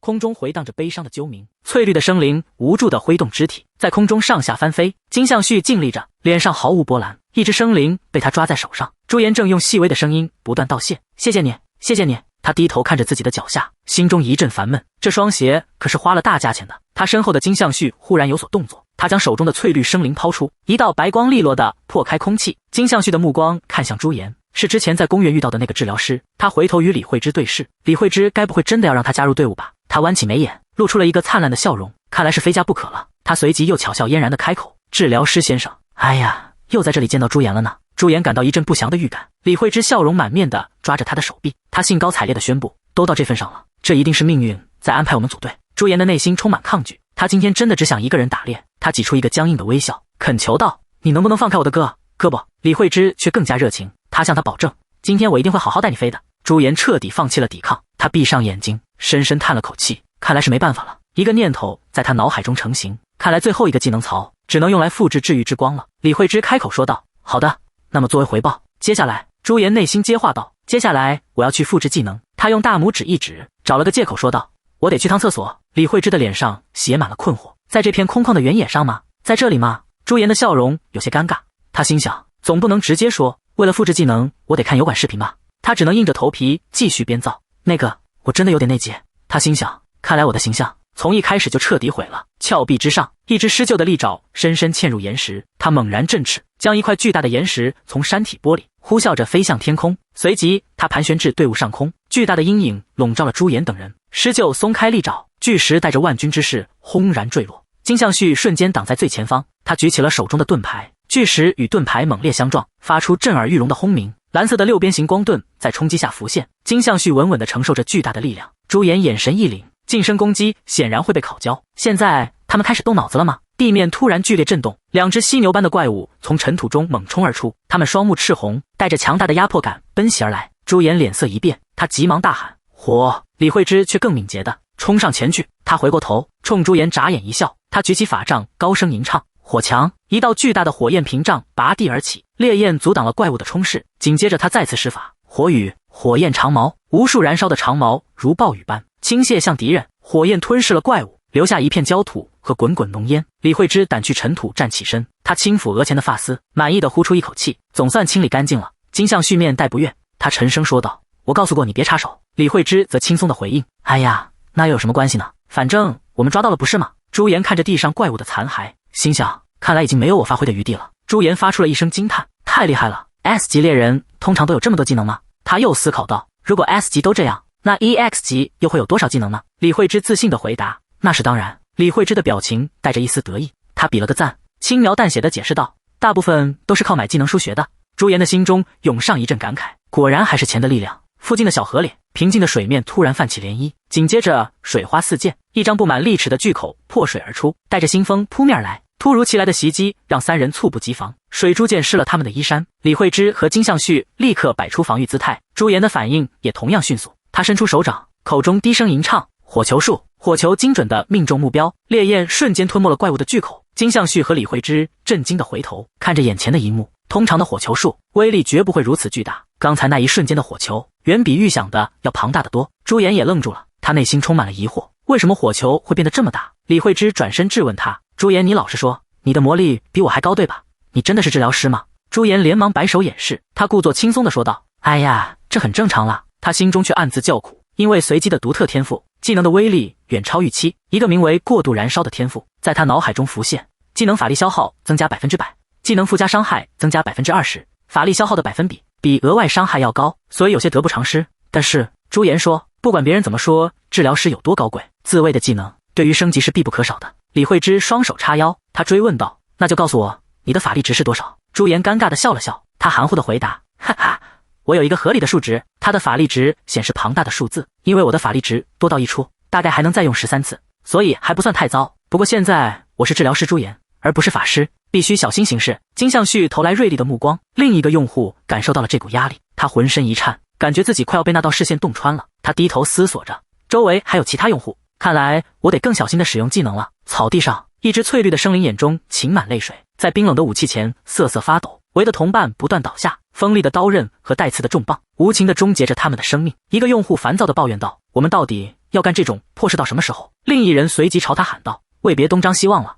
好好注意天上的飞行怪物。”穿着灰色马甲的男人脸上写满了不耐烦：“我正在仔细看着呢。”他拖着下巴，语气中满是轻蔑：“可恶，大老远跑到天空岛，就为了对付这种小喽啰，真是太伤玩家的自尊了。”一个手持狼牙棒的女玩家，她不耐烦地朝着同伴吼道：“那你去跟大怪拼命啊！”天空岛上被击杀的生命体数量已经满足了首领的召唤条件。高空俯瞰之下，战场上厮杀声震天，无数用户正与各种怪物缠斗。一个声音在混乱中响起：“快点杀了他们，然后去看好大门，下一个就轮到我了。”一道冰冷的声音响彻天空，天空岛的主人苏醒了，一副金色的鸟形头盔下，猩红的双眼猛然亮起。先前那个抱怨的用户，他惊恐地抬起头，那里好像有东西。一个用户抬头望向天空，那是什么？看起来数量不多，好像只有一个，那到底是什么？另一个用户也抬起头，他喃喃自语：“是天使吗？”一个巨大的身影缓缓降落，层层叠叠的白色羽翼舒展开来，金色的光芒万丈，无数光链环绕其身，一个身披金白铠甲的威严身影显现出来。他头顶着尖刺光环，六翼舒展，天地间回响着一个声音：苍穹之剑。每击杀一个天空岛的生命体，便会召唤一把苍穹之剑，每增加一把剑，伤害便提升1%。若拥有天空岛的独特天赋，召唤数量将增加100%，同时还会附加定罪效果。此技能无需消耗法力值。朱颜仰望天空，只见无数闪耀着光芒的箭雨，如同暴雨般从天而降。朱颜的瞳孔猛然收缩，他惊恐地望着天空，这是范围攻击。金相旭立刻举盾抵挡，箭雨密集地敲打在盾牌上，发出清脆的金属撞击声。蓝色的光盾在箭雨的冲击下不断震动，血色瞬间染红了大地，惨叫声此起彼伏。一个用户抱着血流不止的腿，在地上痛苦的哀嚎。金相旭闷哼一声，他单膝跪地，勉力用盾牌护住身后的队友。李慧芝焦急地看着他，他大声喊道：哥哥，你没事吧？金相旭咬紧牙关，他艰难地解释着：我格挡那些落剑后被施加了负面效果，生命力、攻击力、防御力几乎所有的属性都下降了。朱颜眉头紧锁，看来会持续10分钟左右。他立刻做出决断，我先开始治疗。恢复之光，温暖的金色光芒将金相旭笼罩。朱颜看向空中的天使，天空中的威严身影再次凝聚力量，金光大盛。一个名字与信息浮现空中：59级凯内尔。他拥有天空岛的独特天赋，以及苍穹之剑和君临等技能。朱颜的脸上渗出冷汗，他犹豫地开口：我们要不要先跑路？金相旭和李慧芝扭头看向他。朱颜坐在笔记本电脑前，他的手指在键盘上轻轻敲击，一声清脆的点击声在安静的房间里响起。屏幕上是一个线上社区的帖子，标题触目惊心：天空岛的头目于昨日正午时分现身，他的出现似乎与区域内的怪物击杀术有关。头目一登场便释放了毁灭性的范围技能，伤亡数字难以估量。帖子附带的截图来自一名主播的直播画面，而那名主播如今生死未卜。帖子下方的留言飞速刷新，有人称那个头目为凯奈尔，另一个用户愤怒的留言：那个混蛋向四面八方胡乱斩击，然后就消失了。有人透露了内部消息，我听说粗略估计的伤亡人数已经超过1000。马上有人用绝望的语气更正：那不是天空岛，是天空坟场。一名自称幸存者的用户发言：箭雨落下时有人在场吗？奉劝各位最好别想着去挑战那个混蛋。就在这时，一条最新的留言弹出，嘿，他又出现了。朱颜的目光立刻被自由板块置顶的帖子吸引。视频上传，上传者是 C 级用户每日午餐肉。他移动鼠标，毫不犹豫地点开了视频播放键，视频画面开始播放，里面传来一声声急切的呼喊：在那边，那个方向。伴随着剧烈晃动的镜头，一个身影出现在耀眼的金光之中。那是一个长着数对翅膀的神圣存在，他在光芒中缓缓降临，散发着令人战栗的压迫感。一个声音惊恐地喊道：凯奈尔又出现了！一名梳着辫子的女人抬起手臂，她指向天空中的金色光芒，洁白的羽毛从空中缓缓飘落。另一名猎人不敢置信地抬头，那就是凯奈尔。画面突然切换，失真的信号扭曲了影像，神圣的身影在噪点中显现。他戴着独眼金色头盔，胸前镶嵌着猩红的宝石。他缓缓展开双臂，用低沉的声音审视着下方的一切。让我看看。他的动作迅捷而流畅，巨大的翅膀在身后舒展。他微微侧过头，头盔下猩红的眼睛俯瞰着大地，散发出无言的威压。凯奈尔展开了他的翅膀，万丈金光迸发而出，光芒化作无数利剑，如暴雨般倾泻而下。视频中的猎人惊慌失措，他结结巴巴地喊道：怎么回事？他又在撒剑了吗？这根本躲不开。他身边的同伴却感到不解：什么？不就是下雨吗？话音未落，一变陡升，那个女猎人脸色一变，她手中的剑仿佛有1000斤重，她艰难地支撑着身体。怎么回事？剑突然变得无比沉重。另一名猎人也陷入了同样的困境，他绝望地大喊：阿尚！又是负面效果。地面上2个小小的绿色生物瑟瑟发抖，他们不解地看着周围的一切。有人大喊道：发生什么了？为什么会这样？视频中那2个绿色的小生物身体开始颤抖，其中一个察觉到了一丝不对劲，他们的身体表面出现了细微的裂痕。猎人们也感觉到了异样，他们困惑地转过身，一只巨大的绿色螳螂怪物悄然出现在他们身后。然而不等他们做出反应，怪物就冲上前来，撞上了屏幕。视频在一声尖锐的惨叫声中戛然而止。电脑屏幕的光映照在朱颜的脸上，他的脸色一片苍白，瞳孔因极度的震惊而收缩，他呆呆地看着屏幕，久久无法言语。朱颜从震惊中回过神来，他靠在椅子上陷入沉思，竟然还有强化怪物的能力。那样逃跑是明智之举，如果这是游戏，死了还能复活，但这是现实。朱颜的手指轻托着下巴，他眼神凝重，考虑到那个负面效果，我需要提升身体能力和特殊能力。一阵急促的手机铃声突然响起，打断了他的思绪。朱颜被吓了一跳，他拿起手机，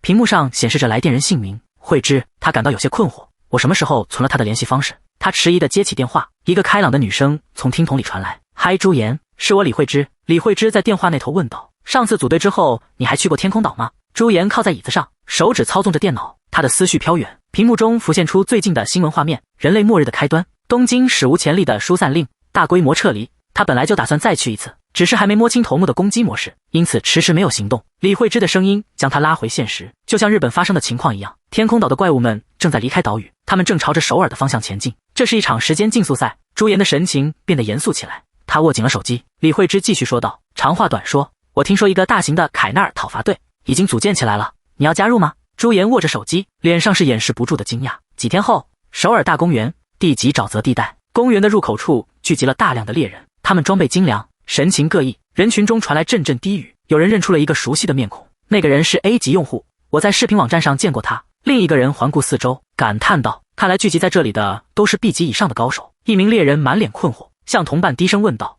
为什么这些大人物会出现在 D 级的区域？”他的同伴解释道：“这是凯纳尔讨伐队，他们在这里进行会面前的集结。简单来说，这个 D 级区域对他们而言只是热身。”朱颜混在人群中，感觉自己格格不入，能参加这种精英团队的用户该有多厉害？他心中充满了羡慕，同时又感到一阵不安。我真的可以待在这里吗？他低头审视自己的衣着，我特意换了和当法师时不同的打扮，应该没问题吧？他自我安慰着，虽然他只是脱掉了法袍而已。就在他胡思乱想之际，一个熟悉的声音在他身后响起：“朱颜，我们在这里。”朱颜转过身，李慧芝正笑着向他挥手，站在他身旁的是面无表情的金相旭。朱颜终于松了一口气，总算见到认识的人了。他快步走上前，压低声音问道：“我听说这里的最低要求是 B 级或更高，我一个 F 级待在这里真的没问题吗？”他暗暗想到，为了隐藏身份，我在用户协会注册的是 F 级治疗师。李慧芝俏皮地眨了眨眼，又来了，哪里还能找到会用 C 级治疗技能的 F 级治疗师呢？他笑着解释道：“这次讨伐中清除负面效果的能力至关重要，所以你被无条件录取了。顺便一提，讨伐队长差不多也该到了。”话音刚落，一阵沉重的脚步声传来，一双金属战靴踏着稳健的步伐走近，人群中响起一阵骚动。所有的猎人都不约而同地转过头，他们的目光齐刷刷地投向同一个方向。嘈杂的现场瞬间变得鸦雀无声。李慧芝的眼中闪烁着兴奋的光芒，她对身旁的朱颜低声说道：“他们到了，他们来了。”朱颜喃喃道：“哇，就是他！”一个身穿全套板甲、披着红色斗篷的高大男人正向他们走来，他散发着威严而强大的气场，仿佛一位身经百战的将军。他就是这次凯纳尔讨伐队的队长，同时也是第一工会大韩的成员 SS 级战士李慧欣。李慧欣扛着他的巨剑，用沉稳的声音宣布：“在开始凯纳尔战略简报之前，我认为有必要检查一下每位讨伐队成员的个人能力。让我们先来热身吧。”他话音刚落，便将手中的巨剑猛地挥起，在场的猎人们立刻进入了战斗准备姿态。李慧芝在一旁赞赏道：“干脆利落，我喜欢。那我正好去算算上次的账。”朱颜在心中感叹：“哇！”他的命令超级直接，但竟然没有人抱怨。该死，真是该死！李慧欣的背影笼罩在一片神圣的光环之中，朱颜仰望着他，汗水从额角滑落，他下意识地捂住了嘴。该死的帅气！沼泽中，两只绿色的蜥蜴人猛地窜出，他们张开血盆大口，发出嘶吼。然而不等任何人反应，李慧欣的身影便一闪而过，一记干脆利落攻击，瞬间便击碎了怪物的头颅。朱颜的大脑一片空白，无论怎么想，他都只能得出一个结论：这个人真是他妈的帅爆了。朱颜站在人群中，看着眼前的景象，他强迫自己冷静下来。不，我必须清醒过来。以我现在的属性去拿剑，简直是自杀行为。他的基础属性低得可怜，全靠那枚元素戒指才勉强支撑。那枚戒指为他提供了额外的魔力、法力值和法力恢复速度。他很清楚，坚持魔法科技的道路才是最明智的选择，但他又忍不住去想，为什么我明明从未握过剑，可李慧欣挥剑的动作却给我一种奇异的熟悉感，仿佛自己也曾那样战斗过一般。但我现在还不能这么做。朱颜目光坚定，金色的魔法光辉在他指尖流转。在找到提升身体属性的方法前，我必须放下这份贪念。近身战斗的风险太高了，远程魔法才是目前最好的选择。真的吗？那张潜藏在阴影中的笑脸充满了嘲讽。就在此时，李慧欣动了，他挥动巨剑的身姿快如闪电，剑锋撕裂空气，发出一声尖笑。他眼中闪烁着骇人的红光，那抹红光像一道利刃，将蜥蜴怪尽数击退。朱颜的意识空间里，另一个身披铠甲的他悄然浮现，脸上带着一丝邪魅的微笑。他轻声低语：“拥有这样的力量，不去使用岂不是太浪费了？”现实之中，朱颜脸色一沉，僵在原地。名为血缘战斗的本能觉醒了，他可以沉醉于负伤魔物的血液，并吸收他们的能力值。这种效果在战斗结束5分钟后便会消失。若拥有 S 级或更高阶的战斗特性，吸收10个敌人的血液，将赋予额外的能力。找到了！身披铠甲的身影拄着巨剑，他重重喘息，脚下踩着蜥怪冰冷的尸体。一个能瞬间提升身体素质的疯狂技能，这正是他所寻觅的答案。李慧欣伫立于此，他将巨剑扛在肩上，身披的红色斗篷在风中微动，脚下躺着一具具怪物的尸体，林间弥漫着战斗后的余烬，火星四散飞舞，燃烧碎片坠入水中，在水面激起一圈圈涟漪，寂静被瞬间打破。水面猛然爆裂开来，一个巨大的绿色身影破水而出，水花向四周猛烈飞溅。他认出了这个生物，首尔大公园沼泽地的区域首领毒蜥之王。那怪物张开血盆大口，发出震天的咆哮。队伍中的女人惊恐地喊道：“是首领级的怪物！”他身旁的朱颜神情错愕。就在此刻，李慧欣的眼神骤然一变，他呼出一口灼热的气息，眼瞳中燃起猩红的光芒，一股无形的力量在他脑海中展开。极限突破，攻击力将提升一阶，效果持续60秒。若持有 S 级或以上的唯一战斗特性，则所有属性增加5点。狂暴的能量瞬间从他体内爆发，赤色的光焰将他完全包裹。他单手紧握长剑，毒蜥之王高举着巨大的弯刀，带着呼啸的风声猛然劈下。李慧欣不退反进，他的战靴重重踏地，整个人化作一道赤色残影，迎着刀锋冲了上去，剑光一闪而过，直接将毒蜥之王拦腰斩断。清脆的提示音在朱颜脑海中响起，已吸收区域首领毒蜥之王 C 级的灵魂，生命值增加1点，催化剂 B 级已登录至首领技能列表。战斗结束，金相旭低着头说：“你就这样把他打败了？”李慧芝小声地辩解着：“明明之前我差点就杀了他。”金相旭轻蔑地强调道：“你只是差点杀了他。”李慧芝气得打了他一下。朱颜在一旁若有所思，他带着一丝不解问道：“就算不亲自狩猎，也能获得奖励吗？”李慧芝解释道：“正常来说，如果对团队讨伐没有贡献，是无法获得奖励的。但是朱颜，你在整个战斗过程中一直在为我们解除负面状态。”他竖起一根手指，所以那也被计算为贡献了。朱颜这才恍然大悟，原来如此。他一直很好奇治疗师是怎么升级的，这简直就是纯粹的搭便车。不远处，身穿银甲的男人动作轻描淡写，他将巨大的剑扛在肩上，仿佛刚刚结束的只是一场热身。李慧欣双手叉腰，他俯视着众人，用沉稳的声音宣布：“在分配奖励之前，我先完成任务简报和总结。以前法师们会集结起来，发动同步攻击，但我们仍未准确弄清那些强化后的怪物究竟是魔法抗性高还是物理抗性高。”朱颜默默思索，他目光沉静，沉默着，左耳朵听右耳朵出。就在此时，新的信息在他意识里展开：催化剂 B 级能增幅对中毒敌人的效果，若叠加3次或以上，将转变为致命剧毒。他暗自思量，首领被解决得太快，都没来得及看清这个技能的效果。不过这个技能或许会很有用。他随即收敛了思绪，但现在重要的不是这个。另一条信息再次清晰地呈现：极限突破 S 级，还有一种全新的力量在他体内觉醒，血战，一项 SS 级的强大能力。朱颜的脸上乐开了花，真是个迟来的慷慨馈赠者，竟然还派发 SS 级的技能。李慧欣神色凝重，他身上的血污尚未干涸，他低声开口：“还有治疗师们。”朱颜的脸上挤出夸张的褶皱，他拉长了音调愉悦的回应：“是啊。”李慧欣的眉头紧锁，完全无法理解对方的神情，那是什么表情？朱颜却毫不在意，他感到心满意足，想要的东西都到手了，所以现在只想回家。数日的光阴流逝，凯内尔团队战的前一天，朱颜疲惫地瘫倒在床上，他感觉自己快要死了。他虚弱地睁开双眼，轻声念道：“状态窗口。”他曾好奇何时才能集齐这些点数。一声清脆的提示音响起，他如今拥有4000点技能点，看来在击溃凯内尔之前，他终究是成功了。过去几天，他一直在奋战，一个又一个每日任务接踵而至：击败30只甲壳类魔物，奖励500技能点；收集30个三角犀牛角，奖励500技能点；击败30只陆行魔物，奖励500技能点。他终于无法忍受，为什么会冒出这么多1级任务，连片刻的休息都得不到？尽管如此，能连续抽中1级任务，这运气简直好到爆表。朱颜猛地坐起身，他下定了决心：好吧，既然运气如此眷顾，何不升级一下复制技能？他的指尖触向眼前的虚拟界面，一个选项浮现出来，询问是否升级技能复制。他消耗了4000点技能点，技能复制的详细特性随之提升，等级从2月升至3，现在每天0点可以补充2至3次的复制次数，下一次升级需要15000点技能点。绿色的能量环绕着朱颜，他原本的计划是利用光辉权威和变形抗性获得增益，然后爆发出巨大的伤害。但是既然那个红披风的馈赠者留给了我血战，那么仅有3次的复制机会就显得捉襟见肘。他构想着一个大胆的组合，将血战、光辉权威、变形抗性，甚至再叠加一个攻击技能。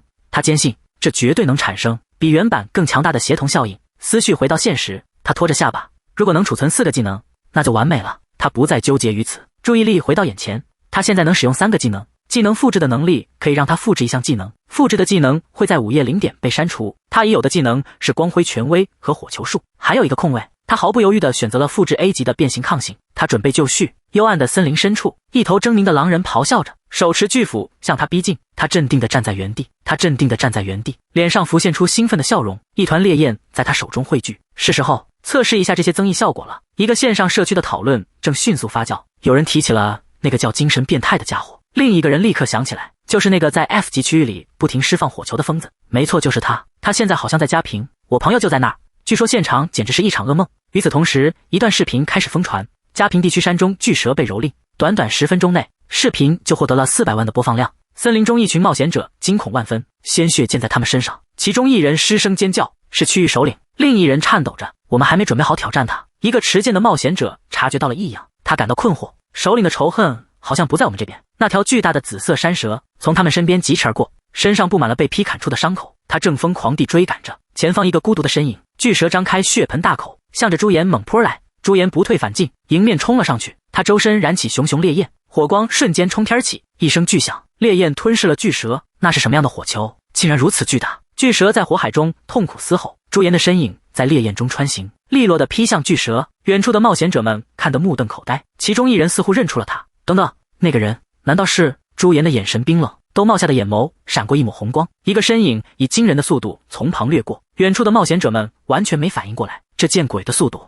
他的敏捷属性到底有多高？他真的是个法师吗？巨蛇的攻击目标瞬间转移，他猛地扑向了新来的闯入者，一声惨叫响起，该死的，快躲开！突然，一团更加猛烈的火焰爆发开来，瞬间将巨蛇和那名冒险者吞噬。火焰散去，尘土飞扬，朱颜站在原地，静静地看着眼前的景象。他面前的幸存者惊魂未定，朱颜发出一声呐喊，挑衅着巨蛇，他向着巨蛇发起了最后的猛攻。爆炸声此起彼伏，远处的幸存者看得心惊胆战，他难以置信地开口：差不多该够了吧，快点死掉吧！竟然有人用劈砍的方式来击杀区域首领，这太不真实了。刺耳的刹车声响起，一辆豪华轿车停了下来，名身着西装的女性打开车门，她向车内的人汇报，现场的视察日程已经完成。穆罕默德·阿尔正坐在后座，他的女助手继续说道，距离下一个日程还有1小时24分钟的休息时间。一条推送消息突然亮起，精神变态击杀了山中巨蛇，他的嘴角勾起一抹笑意。女助手看到了他手机上的照片，她好奇地问，您是在担心精神变态吗？穆罕默德·阿尔从容地回答，当然，他可是我赠予了珍贵戒指的人。女助手双臂交叉，她带着疑问开口，您很确定那个人就是朱颜吗？穆罕默德·阿尔身体前倾，他的语气充满趣味，难道不有趣吗？我才把元素戒指交给他没多久，那件装备并不会影响敏捷或生命值，但他却能用微小的动作躲开所有的攻击，就好像他早已精通战斗许久。穆罕默德·阿尔一边下车一边转换了话题，顺便问一下突袭者工会最近怎么样？女助手回答，和预期的一样，在特殊区域附近出现了他们的目击报告。穆罕默德·阿尔整理着领带，他沉声说道，我们同时监视着精神变态和突袭者，既然他受到了如此多的关注，一些害虫注定会缠上他。他转身走向宏伟的庄园，他的背影透露出一种决断，希望那些家伙不要给我的朋友添麻烦。一间灯光明亮的办公室里，一个金发男人坐在椅子上，他的目光紧紧锁定在电脑屏幕上，屏幕上正播放着激烈的战斗画面，一个身披斗篷的身影正与巨大的山蛇缠斗。金发男人的嘴角咧开，露出一排尖锐如野兽的牙齿，他靠在椅背上，眼中闪烁着危险的光芒。他低声念出了那个名字，精神变态。朱颜握着手机，屏幕上播放着一段视频，标题文字十分刺眼，嘉平原野山蛇视频正被盗用。朱颜的眉头紧紧皱起，怒火在他胸中燃烧，这些家伙是疯了吗？明明是我做的所有事，为什么是他们在赚钱？肖像权难道是儿戏吗？他愤怒地攥紧了拳头，在夜色下的树林里跺脚。视频里明明连脸都没露出来。他突然停下脚步，等等，一个念头闪过脑海，既然会变成这样，那还不如我自己来上传。他迅速从长袍里拿出手机，决定抓住这个机会认证我自己的频道，也把第一视角的视频传上去。他脸上露出了得意的神情，标题就这么定了，10级新手魔法师单刷1级首领山蛇。他越想越兴奋，如果再把凯内尔的攻略视频也上传，播放量肯定会暴涨吧。朱颜不禁陷入幻想，如果订阅数能突破100万，再拿到金色播放按钮的话，他仿佛看见自己躺在钱堆上，放肆地大笑着。这个想法让他露出了得意的微笑。但需要上传认证视频吗？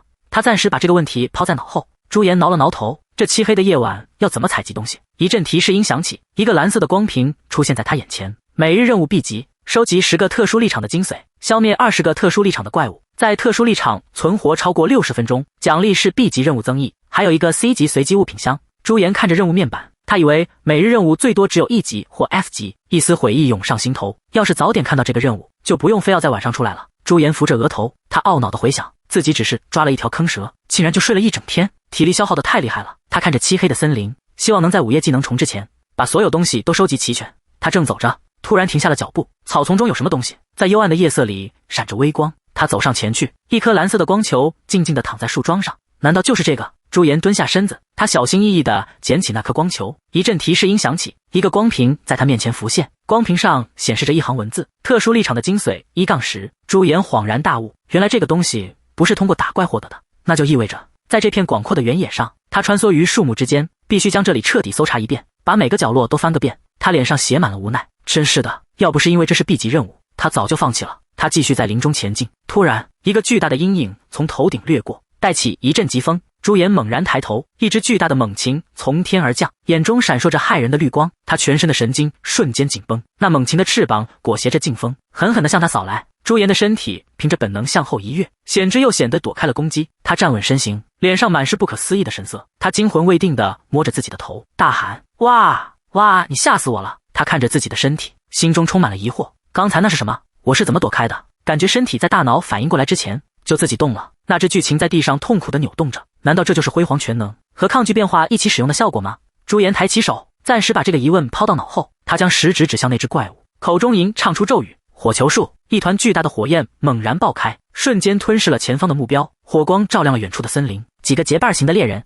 注意到了这边的动静，其中一个男人开口说道：这个时间了，还有不少人在狩猎啊。一个戴着面具的男人开口问道：凯内尔怎么办？为首的男人嘴角挂着一丝冷笑，他漫不经心地回答：先遣队在西北方找到了。一行人迈开脚步，向着目标地点走去，他的脚踩在怪物的尸体上。只要我们先抓到凯内尔，一想到李慧欣那家伙空手归的样子，我就已经开始兴奋了。另一个手下问道：要是有其他玩家来妨碍攻略怎么办？他们身后跟着一群同样装束的人，沉默而肃杀。为首的男人一顿，说道：你是什么意思？他戴上面具，脸上露出了残忍的笑容。全都杀掉！光屏在朱颜面前浮现，特殊立场怪物讨伐完成，20只的目标已经达成。他兴奋地举起双臂，讨伐怪物真是轻而易举，还好精髓比想象中好找。他看着手中的蓝色光球，5夜之前应该能全部找齐。又一个光屏亮起，特殊立场的精髓9-10，在1个小时的生存要求早就已经满足了。朱颜心中盘算着，他的身影化作一道疾风，在林间飞速穿行，他脸上露出一丝微笑。现在只要再收集1个就完成了。他正这么想着，一阵突如其来的巨响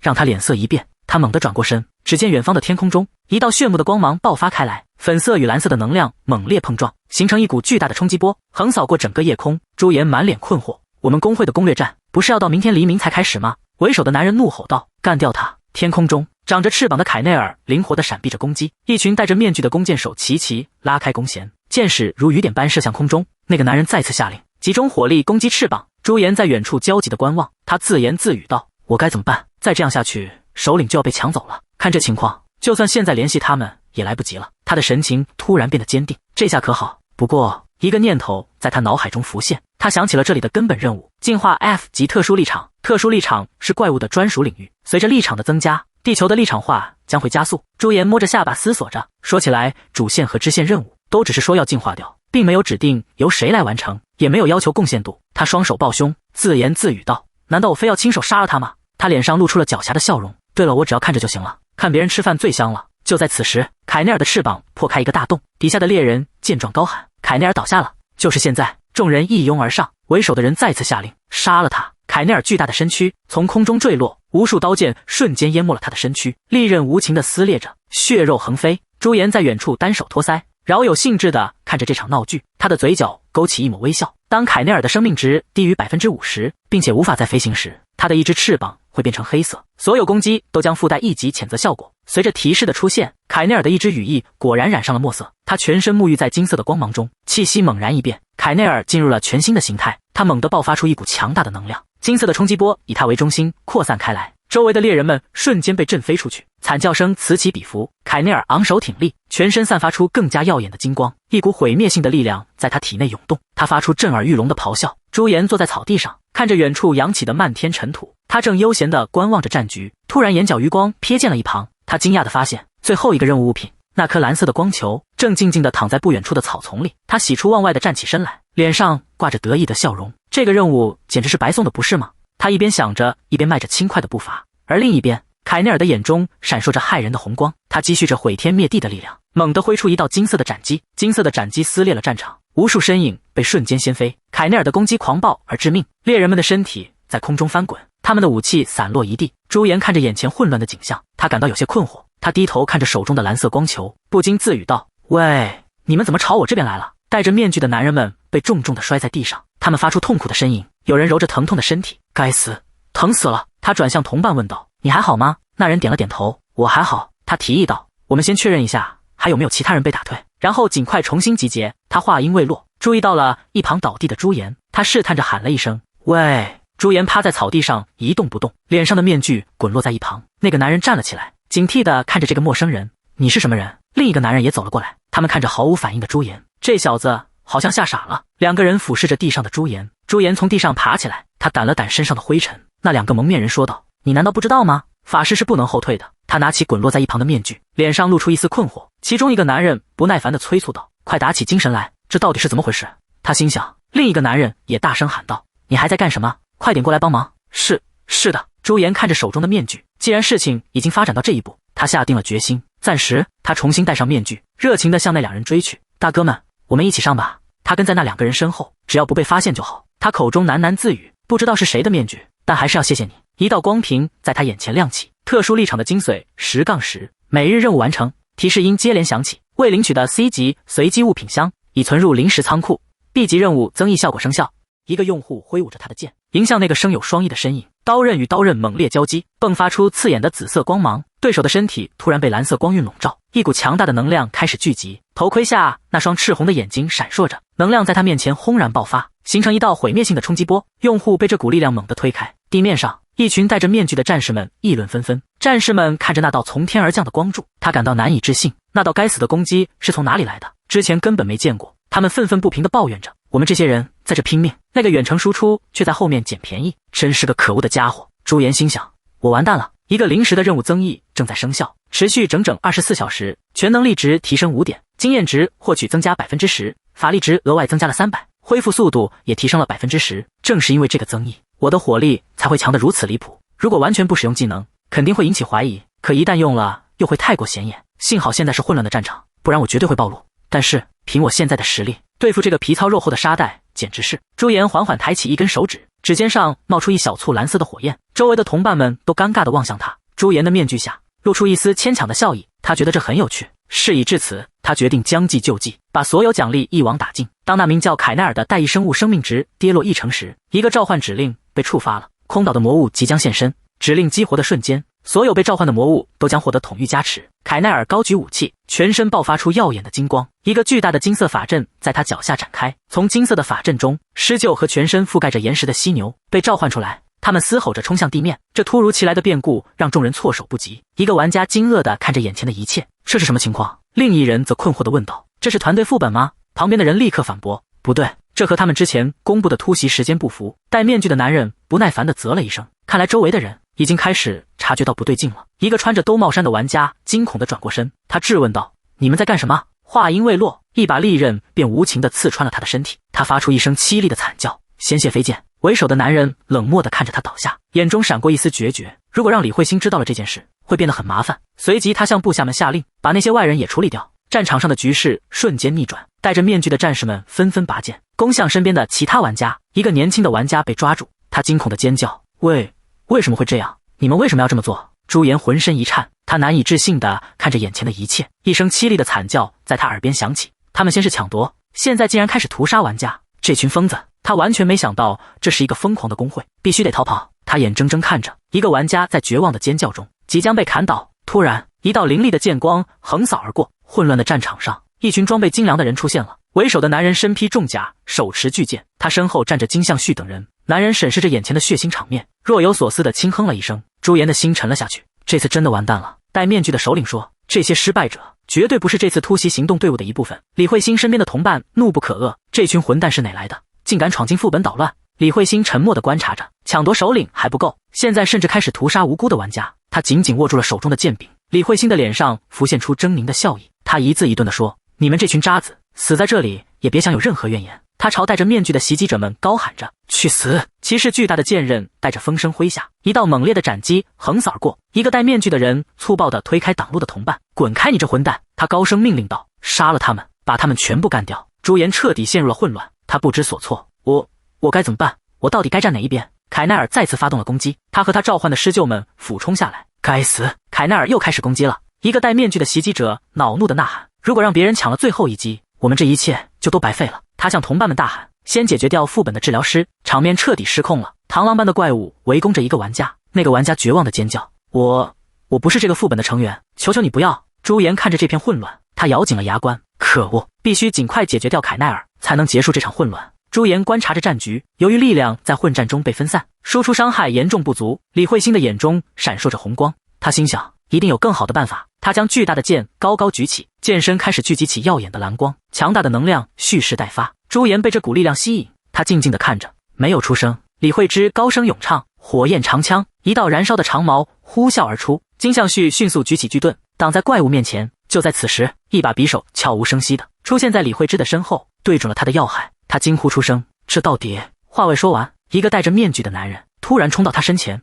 为他挡下一击。李慧芝怔怔地看着眼前的一切，感到难以置信。一道巨大的蓝色能量在空中旋转，金相旭冲到他身边，他的声音里满是担忧：你没事吧？发生什么事了？李慧芝呆呆地看着他，喃喃自语：那个戴兜帽的法师，他为了救我，攻击了自己的同伴。朱颜默默地转过身，心慌地背对着他们。金相旭看着他的背影，额头渗出冷汗，他似乎意识到了什么。难道说……朱颜侧身躲闪，一把战斧险险擦过他的身体，蓝色的倒计时在空中闪烁，他必须撑下去。朱颜咬着牙，再坚持一下。周围的混战仍在继续，他奋力抵挡着四面八方的攻击，只要再撑一会儿，计时终于归零。清脆的提示音响起，朱颜拿出手机，屏幕的光照亮了他半边面具，他松了口气，成功了，技能复制。他低吟道，血战狂潮涌入朱颜的身体，他的所有能力值都获得了20%的增幅。朱颜都冒下的双眼闪烁着白光，他抬起手，朱颜轻声念道：火球术。一道巨大的蓝色火墙向着那名李慧欣席卷而去。朱婷手指向前方，战斗的本能支配着他的身体，他已经猎杀了20只魔物，技能效果又增强了2%。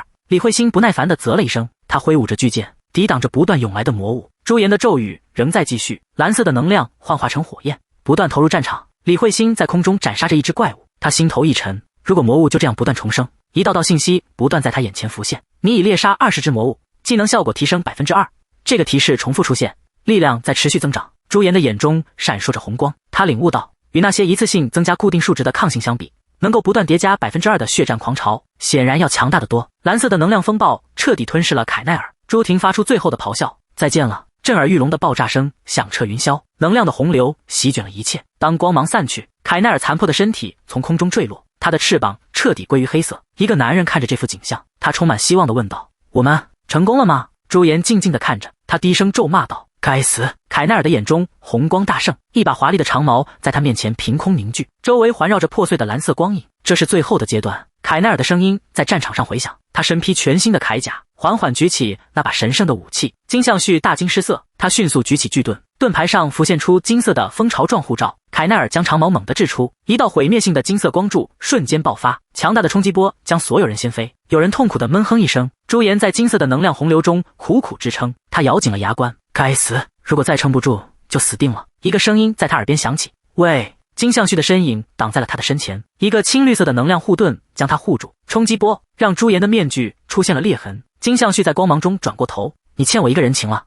大地一片死寂，满目皆是破碎的岩石。凯奈尔独自站在废墟中央，不祥的紫色符文从天而降，带着嘲弄般的能量噼啪作响，将他完全笼罩。巨大的身影俯瞰着一切，身着华丽的白金铠甲，猩红的双眼闪烁着冷酷的光芒，额顶的第三只眼漠然审视。他惊愕地抬起头，难以置信有人挡住了这一击。金相旭的盾牌阵阵碎裂，他身上的铠甲发出不堪重负的呻吟。蓝色的光盾散去，金相旭不堪重负地向前倒去。朱颜举手催动着法术，脸上的红色面具应声碎裂，碎片四散飞溅。巨大的蓝色能量洪流冲天而起，如同一道咆哮的海啸。朱婷伸出手指对准前方，庞大的蓝色能量在指尖汇聚，她低声吟唱：火球术。蓝色的能量洪流彻底爆发，如同决堤的怒涛，吞噬了一切。神奇般的身影被光芒完全吞没，在刺目的白光中消减，只留下一声无声的惨叫。光芒散尽，战场一片狼藉。李慧欣支撑着身体，她嘶哑地喊道：可恶，凯奈尔在哪儿？巨坑中心，巨大的神奇身躯开始弯曲，他静默无言，握着巨剑的手臂也失去了力量。随即他庞大的身躯轰然崩塌，坠入下方的深渊。无数璀璨的宝石与物品如瀑布般洒落，在夜色中划出绚烂的光芒。曾经的神威已荡然无存，只剩下一地的宝物。其中一枚闪烁着红光的羽翼项链格外醒目，幸存的冒险者们目瞪口呆。其中一人颤抖着指向那巨大的残骸，难以置信地说道：那难道是首领魔物吗？戴着面具的男人上前，引起李慧欣的警惕。李慧欣举起剑，他脸上挂着一丝轻蔑的狞笑，带着威胁的语气说道：“不想死的话，趁我还想让你活着，赶紧滚！”面具下的眉头微微皱起，他暗自思忖，真是麻烦。他开口道：“没人不知道，我们的法师才是功劳最大的吧？”他心里盘算着，必须尽快干掉那个混蛋，然后回收首领魔物的掉落。远处的朱婷挠着头，沉默着。就在这时，一个蓝色的虚拟窗口凭空浮现，主线任务已完成，10秒后将传送至教学区域，选择奖励。朱婷表情呆滞，不知作何动作。一个戴着面具的人猛地一惊，双眼圆睁，他猛地回头看向朱颜，心中充满了疑惑。等等，我居然不知道还有这么强的输出我不认识他，但总觉得有种莫名的熟悉感，十分可疑。朱颜心中闪过一丝疑虑，随即他猛地踏出一步，身形如电般向前冲去。在场的众人无不惊愕，那个混蛋！李慧欣怒吼出声，朱婷手里拿着战利品，向众人大声宣布：“你们都看清楚了吧？是我击败了凯内尔。”面具男眉头紧皱地看着：“你这混蛋！”他低声咒骂：“这个卑鄙的家伙！”他回忆着朱婷的背影，总结道：“他是个彻头彻尾的疯子。”此时，朱婷正紧握着那枚羽翼项链，兴奋地宣告：“这是我的了！”面具首领和李慧欣同时冲向前来，意图抢夺朱婷手中的首领魔物。他挥着魔物挑衅道：“突袭辛苦了！”利剑猛地划过地面，李慧欣满脸怒火：“可恶！剑上没有传来任何实感，这个该死的混蛋耍了什么把戏？”面具首领恍然大悟：“该死，我被骗了！”李慧欣反问：“什么？”戴面具的男人反问道：“你问我什么意思？我们两个都被那个混蛋给彻底耍了。”他咬紧牙关，对我这样的人来说，首领居然被人抢了。朱颜独自站在无尽的星空中，周围是璀璨而冰冷的星辰，他似乎有些迷茫。“你刚才说了什么？”主线任务已完成，获得1万技能点，获得1枚特性升级代币，获得一个随机技能大师奖励盒。教学任务已完成，获得4000技能点。你的独特特性第4阶段已激活，你吸收了特殊区域首领凯内尔的灵魂，全属性+1，并获得首领技能降临。朱颜被眼前的信息洪流淹没，无数的奖励通知让他应接不暇，他被这庞大的奖励惊得说不出话。就在这时，一只白皙的手出现在他眼前，他优雅的轻轻一划，一个清脆的女声响起：“你好，英雄！”光芒之中，一个精灵般的少女现身，她有着雪白的头发和彩虹色的蝶翼，俏皮的微笑着。朱颜完全呆住了，仰头看着这个突然出现的访客：“我是一哥，你的教学助理。”自称一哥的精灵说道。他漂浮在无垠的星空之中，朱颜满心困惑：“教学助理？”一哥肯定的回答：“是的，英雄。既然你的主线任务已经完成，我就来相应的协助教学。”朱颜的内心掀起巨浪，这是什么情况？我从来没听说过有教学助理，在网上也从未见过相关信息，难道这是 EX 级特有天赋的专属事件吗？一哥在星空中歪着头，他的声音轻快的响起：“那么，我们开始领取任务奖励吧。”朱颜有些迟疑的回应：“好的，麻烦你了。”一哥微笑着伸出手，指尖在空中轻轻一点，一个蓝色的光屏在他面前浮现，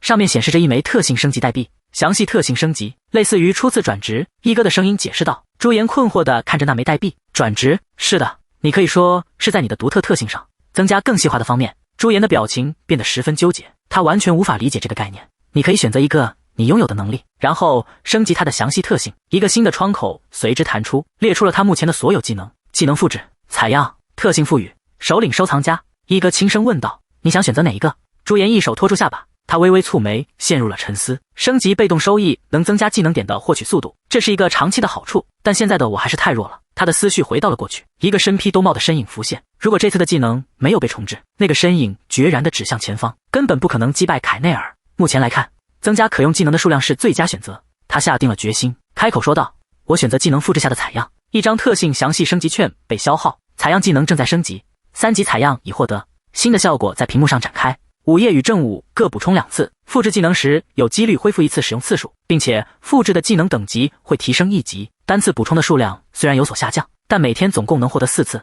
等等，如果运气好的话，一天最多可以复制8次。朱颜双眼圆睁，脸上满是狂喜。妖精的声音再次响起：“要确认其他未领取的奖励吗？”朱颜震惊着点头应允。这是每日任务随机道具箱的奖励。一把燃烧着熊熊烈火的长剑显现出来，剑身中央是有华丽的镂空花纹，烈焰爆裂剑，类别为 C 级武器，攻击力 C 级，力量提升7点，魔力提升3点。当注入火属性法力时，技能威力额外增加 7%。 为什么总给我火属性的武器？他有些无奈地想。接下来是主线任务的奖励，一个技能大师奖励箱。朱颜打开面前的箱子，随着一声轻响，一张蓝色的光屏弹出，一个 C 级的奖励任务浮现眼前，需要提升3级，击败2名野外首领，消灭100只怪物，并使用5000技能点。完成后的奖励是1万技能点以及3瓶地级魔力药水。这不是道具，而是一个任务。他喜出望外，这技能点奖励简直是中了大奖。下一个奖励是额外的详细特性，这是他独特特性青出于蓝的第4个效果，为复制的技能增加一个随机的 F 级选项。朱颜拖着下巴思索着，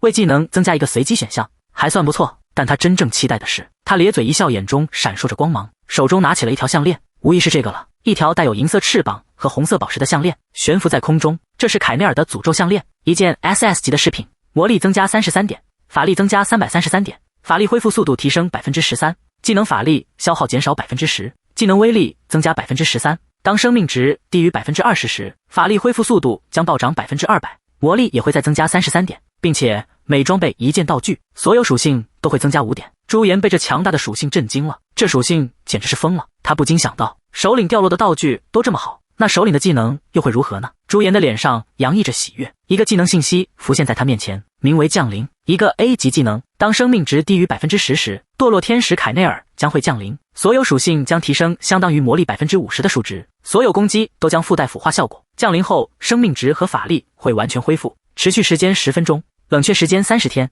朱婷看得目瞪口呆，他想起了凯内尔的最终形态。凯内尔，你真是神圣，这就是我当时看到的最终阶段技能吗？他额头上青筋暴起，冷汗直流。该死，幸好在他激活前就秒杀了他。他不禁感到一阵后怕，要是他变身成堕落天使凯内尔，我到底该怎么击败他？无论如何，这相当于一条有30天冷却时间的额外生命，必须明智的使用它。好了，现在我有了超过2万的技能点，15000点技能点被消耗。技能复制的第一个详细特性升级了，采样技能升到了4级，午夜与正午各补充3次复制次数，技能复制有几率恢复1次使用次数，复制的技能等级也会提升1级。先稳妥的升级了采样，他接连消耗了800、2000与3000点技能点。技能复制与独特特性的几个详细特性接连升级，效率技能升到了2级，复制的技能法力消耗减少20%。妖精在他身旁兴奋的欢呼，朱颜激动的总结，高效率的投资效率，特性注入技能升到了2级，复制的技能将获得一个随机的1级独特特性。他满意的推了推鼻梁，特性注入带来稳定的成长。每日任务技能升到了2级，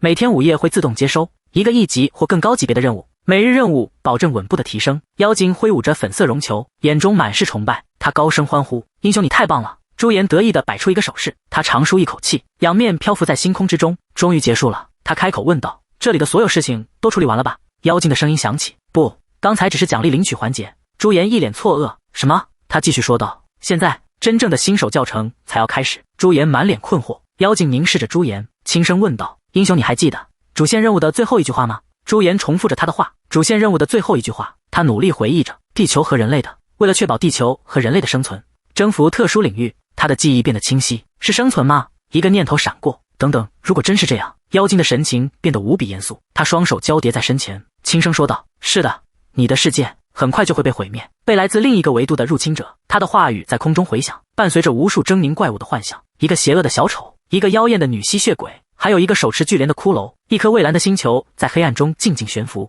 一名女记者戴着耳机，神情激昂地进行播报。凯内尔天空岛在头目讨伐成功后已经自然消失了，该地区的市民们再一次夺回了湛蓝的天空，天空中传来直升机旋翼的轰鸣。虽然通往天空岛的传送门已经消失，但空间扭曲现象时有发生，变异立场出现的可能性也无法完全排除。幽蓝的能量漩涡前，2名士兵面色凝重的站岗，李慧欣正在汇报，影像或许已经泄露了，但是我们遭遇了困难，有个团体恶意抢夺头目。人群的嘈杂声中，相机快门声此起彼伏。李慧欣身着全套铠甲，在闪光灯的簇拥下傲然站立。他继续对媒体说明，尽管如此，凯内尔的讨伐战还是成功完成了，而那些身份不明的家伙在讨伐结束后也立刻逃走了。记者们追问道，特殊场地头目的奖励是什么？李慧欣回答，首先我们确认了全属性的提升，另一个问题紧随而至，有掉落头目道具吗？李慧欣的表情瞬间沉了下去，他猛地转身，声音冷了下来，就这些。一个声音响起，慧芝，关掉电视。屏幕应声熄灭，李慧芝坐在明亮的室内，若有所思地看着手机。她拨通了一个电话，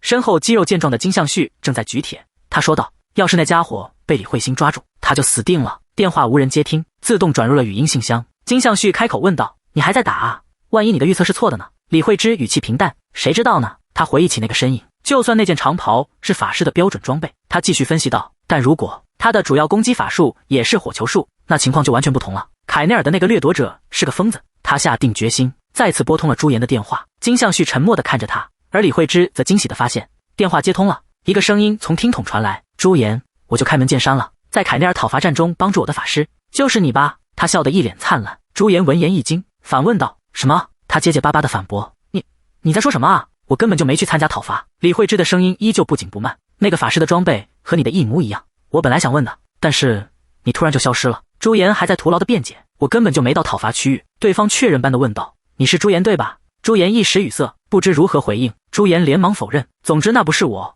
你邀请了我却没能参加，真的非常抱歉。他急中生智，找了个借口，我现在正在洗澡，不方便接电话，就这样先挂了。他匆忙地挂断了通话。李慧芝若有所思地看着手机，哼，想用这种方式蒙混过去吗？热气蒸腾的浴室内，朱颜赤裸着上身，水珠顺着她的肌肉线条滑落。他看着手机长舒了一口气，现在应该不会再打来了吧？朱颜看着手机屏幕，上面显示着一连串的未接来电，全都来自一个叫慧芝的人。谁会这样1分钟打一次电话？他的额角滑下一滴冷汗，思绪瞬间变得混乱。光是听到的那些怪事就已经够让人头疼了。他回想起自己和一哥的对话，他神情严肃地宣告，勇者，你的世界很快就会被来自异次元的侵略者毁灭，但别担心。他继续说道，你拥有特别的力量。朱颜坐在原地，脸上写满了困惑，一时间不知如何回应。技能大师，妖精向朱颜解释道，那是一种只有神明才拥有的现实扭曲的下位全能，是众神赠予你的礼物。朱颜满脸困惑，他迟疑地问道，为什么我会拥有那种力量？难道我是神的后裔之类的吗？他转念一想，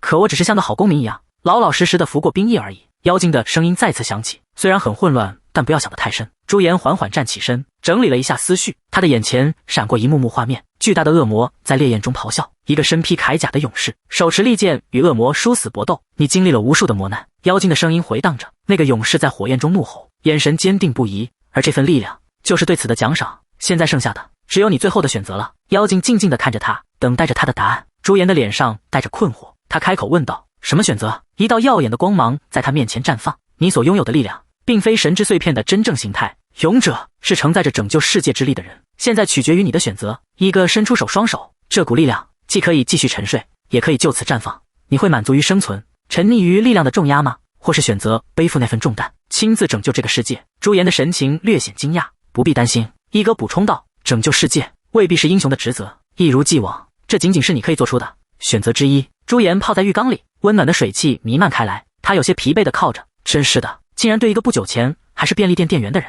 谈论什么拯救世界。他甩了甩头，决定不再多想，管他呢，洗完澡之后就该享受啤酒和炸鸡了。与此同时，李慧芝正坐在沙发上，她举起手中的平板电脑，脸上露出满意的笑容。她轻快地宣布，搞定。平板的屏幕上是一张围绕着朱颜名字展开的思维导图。她看着自己的分析成果，根据我卓越的直觉和天才般的推理，她自信地想着，没错，这个叫朱颜的家伙绝对是精神变态。但他又陷入了片刻的思索，只是目前还没有确凿的证据。金相旭站在他身后，看着他专注地盯着平板。李慧芝用手指抵着下巴，陷入了沉思。无论如何，我必须亲自去见他们一面。金相旭有些不解，他开口问道，你为什么对那个人那么执着？李慧芝沉默了一瞬，指了指平板的屏幕上，一个红圈圈住了 S 级的字样。他说道，即使是 S 级的强者，在现场也可能毫无意义的死去。他仿佛看到了自己未来的某种结局，蜷缩在冰冷的地板上，痛苦不甘，反正终究会死。我希望在这里成为最强的那个，所以为此我们的队伍需要一个像精神变态那样的怪人。金相旭闭上眼睛，他轻轻叹了口气，他将手放在李慧芝的肩膀上，沉声说道，如果你想成为最强的，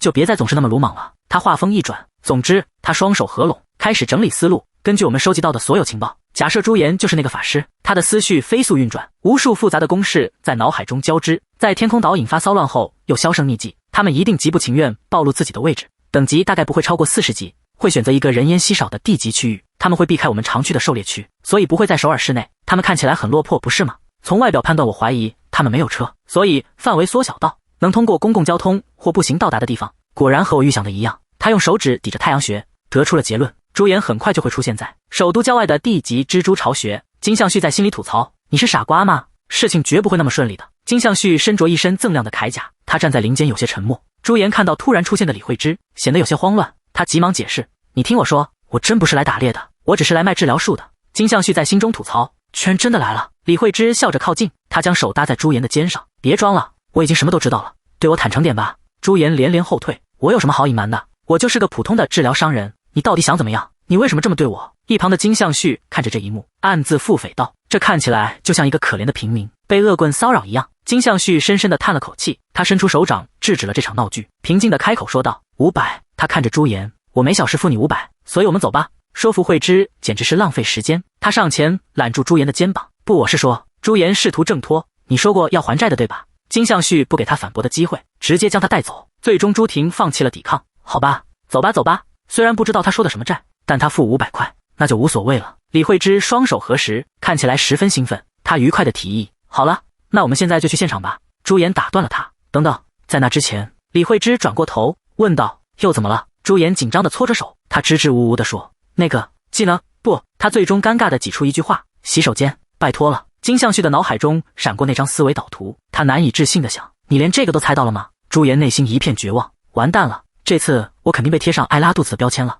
幽暗的洞穴中，一柄华丽的金色法杖散发着光芒。李慧芝的声音响起，跟我说实话，你就是凯尼尔突袭战里那个吃霸王餐的法师，还有那个变态通行证，全都是你干的对吧？朱颜一脸错愕，他难以置信的开口，你说什么？一定是我的耳朵出问题了。李慧芝紧紧抓着他的手臂不放，开口道，真是个执着的人。一行人来到了地级区域蜘蛛巢穴，李慧芝继续说道，如果你真的是朱颜，我只是想报答你的恩情，我也是干这行的，所以你的秘密在我这里很安全。朱颜冷汗直流，听他这么一说，那个吃霸王餐的法师基本可以确定是个疯子了。回忆里，金相旭揽着朱颜开口问道，你说过要报恩对吧？朱颜心想，看来是瞒不住了。也罢，一阵窸窣声传来，一只巨大的蜘蛛腿悄然出现。朱颜上前一步，他低声警告，别告诉任何人。李慧芝恍然大悟，原来真的是你，难怪你的魔力比我还强。朱颜慌张地说，只是装备，都是装备的功劳，我的等级和天赋可不能告诉你。李慧芝露出笑容，她当然表示理解，笑着开口道，但如果你的主职是法师，你是从哪本技能书学到辅助和治疗法术的呢？金相旭踩碎了地上的蛛网，他打断了他们的交谈，开口道，这里还是地级区域，有很多小怪，你们别再聊了。李慧芝顺从地答应了。好的，朱颜在心里赞许着，说得好兄弟。朱颜开口道，我收了500块钱，也该干点活了，这边交给我。朱颜拔出剑，剑身燃起赤红的烈焰，空中立马弹出来剑的属性，火焰之剑，魔力+3。朱颜的眼中闪过一丝惊讶，他开口问道，等等，你也是个魔法剑士吗？真没想到。朱颜不好意思地回答，不是的，我买不起法杖，所以就用这个了。朱颜心想，这魔力加成也聊胜于无，他眼神一凛，下定了决心，好吧，既然已经到了这里，不妨继续我本想做的技能测试。朱颜那赤红的剑锋上骤然凝结起蓝色的寒气。李慧芝见状十分意外，他问道，怎么是冰而不是火？朱颜心想，身为能使用所有技能的技能大师，其中一个优势就是冰毛竹。冰毛术1，召唤一根冰霜之毛，可在20米半径内投掷，需求魔力时，魔力消耗70，冰毛呼啸而出，能够组合各种技能，比如说和毒结合，毒 D 使目标中毒，需要媒介，持续时间180秒，需求魔力30，魔力消耗80。众人看着朱颜打出的组合技，不由得一惊。他们3人并肩而立，共同面对蜂拥而来的怪物。冰毛术与毒素之力交融，这是他的战术，用淬了毒的冰毛来毒杀怪物。沙沙声响彻洞穴，毒毛精准地钉在蜘蛛身上。朱颜的眼中泛起绿光，他紧握着手中的技能卡牌，神情专注而坚定。朱颜大喝一声，增幅，毒素之力骤然增强，砰的一声击中了蜂拥而来的蜘蛛群。增幅 B， 增强目标身上的毒性效果，若叠加3次将变为致命剧毒，魔力消耗80，需求魔力40。朱颜心想，然后用首领技能增幅来增强它。他身旁的李慧芝和金相旭都被眼前的一幕惊呆了，淬毒的冰毛瞬间击溃了所有蜘蛛。朱颜心想，冰魔法也挺好用的，不过要是有人在外面看到我用这招，我就完蛋了，暂时不能再用火球术了。李慧芝震惊地问，你不是火系魔法师吗？朱颜心想，不出所料，比火球术弱了一点。李慧芝心想，这家伙到底是谁？一家热闹的烤肉店，李慧芝笑着说，27岁。哎呦，我们同岁吗？真会说话。3个人举起面前的啤酒碰杯。朱颜心想，我本来打算打完猎就直接溜达，思绪回到不久前，巨大的蜘蛛女王被淬毒的冰毛一击贯穿。叮咚，正在吸收场地首领蜘蛛女王 D 级的灵魂。朱颜看着飘散的灵魂碎片，满意的想，不错，连首领也一击搞定了。朱颜心想，技能组合测试成功，该回家了。就在这时，李慧芝突然大叫一声，空中的面板提示道，贡献度不足，无法吸收场地首领蜘蛛女王 D 级的灵魂。李慧芝挫败道，灵魂没能被吸收。朱颜，你把小怪都清了，战利品也独吞了，连首领的灵魂都自己拿了。李慧芝突然一转语调，阴阳怪气道，哇，看来这顿你得请客了，对吧？朱颜慌乱的应道，是，当然，我们去吃肉。朱颜心想，哦对啊，我这是在组队打猎啊。朱颜心想，反正都来了，就喝一点吧。李慧芝猛地放下喝干净的酒杯，大喊道，朱颜，姐有个能改变你人生的提议。朱颜心想，本来是朋友，现在成我姐了，真是一团乱。李慧芝道，在野外危险的可不只有怪物，就像在凯尼尔一样，玩家之间也经常发生 PVP 战斗。有些人说只要你够强就没事了，但你看，我们不会一个人去打首领怪，就算对手不是怪物而是人也一样，被围攻的话是活不下来的。单独打猎真的非常危险，你想去更高级的野外，就需要肉盾和日程安排，对吧？光是卖道具要交的税金就够头疼的了，所以这就是为什么这些我都会帮你处理，你只要专心打猎就好。李慧芝拿出了一个合同，上面写着管理合同，甲方朱颜以下称甲方与乙方签订管理协议，内容如下：第1条，合同目的；第2条，日程；第3条，工作范围；第4条。朱颜不可置信道，你是要我跟你签约吗？李慧芝笑着答道，是的没错，这行里技术好的玩家不多，值得信赖的人就更少了。朱颜，但你很强，而而且我们还共享一些有趣的秘密，不是吗？怪物死后会掉落战利品，但人死后会留名。如果我凭自己的力量无法登顶，我就会和某人一起登顶，并在那里留下我的名字。我讨厌弱小胜过死亡。还有，只要签约，你就能得到一间玩家专用套房，隔壁还住着全世界最火辣的邻居哦。金相旭无奈的在心里想，饶了我吧。朱颜问答，我大概不用问也知道，那个全世界最火辣的邻居是？李慧芝毫不客气地说，当然是我啦。两个人听见李慧芝的话，顿时陷入一阵沉默。朱颜开口打破了沉默道，这条件好到无法拒绝。李慧芝开心地说，好啦，我们签约吧。金相旭无奈道，我很尴尬，你快坐下吃饭吧。合同内容写着，野外日程将优先考虑甲方要求，乙方负责。甲方除狩猎外的一切便利及日常所需。李慧芝夹着一张黑卡道，需要什么就用这张卡买，我会管理野外狩猎的收入，如果还需要什么解释，随时都可以问。朱颜摇头表示没什么需要问的，他心里一阵暗爽。朱颜眼冒金光的碰着那张黑卡，开口道，这已经足够说明一切了，这房子太夸张了，这份合同简直是中大奖了，狩猎也变得轻松多了。不止如此，我曾因个人原因想躲着他，但说真的，李慧芝人太美了，现在他还自愿当我的经纪人，我再也不用羡慕穆罕默德·阿里了。获得这技能后，一切都变得行云流水。已复制战斗恍惚 SS， 战斗恍惚 SS， 等级已提升。已复制战斗恍惚 EX， 这些等级变化让朱颜感到震惊，爽啊！升级抽卡中了，再也不用看李慧芝的脸色了。现在该用冰毛测试一下。他想起来李慧芝递给他合同时，真心的夸赞他很强，用战斗恍惚 EX 来发动火球，伤害肯定爆表。朱颜跑去找到李慧芝喊道，李慧芝。李慧芝被吓了一跳，回头道，你吓我一跳，怎么了？朱颜扬起自信的笑容，开口道，准备好，我们要去狩猎场了，今天我带你飞。朱颜举起手机，上面显示道，虽然我用不来，但还是教你的火球讲座。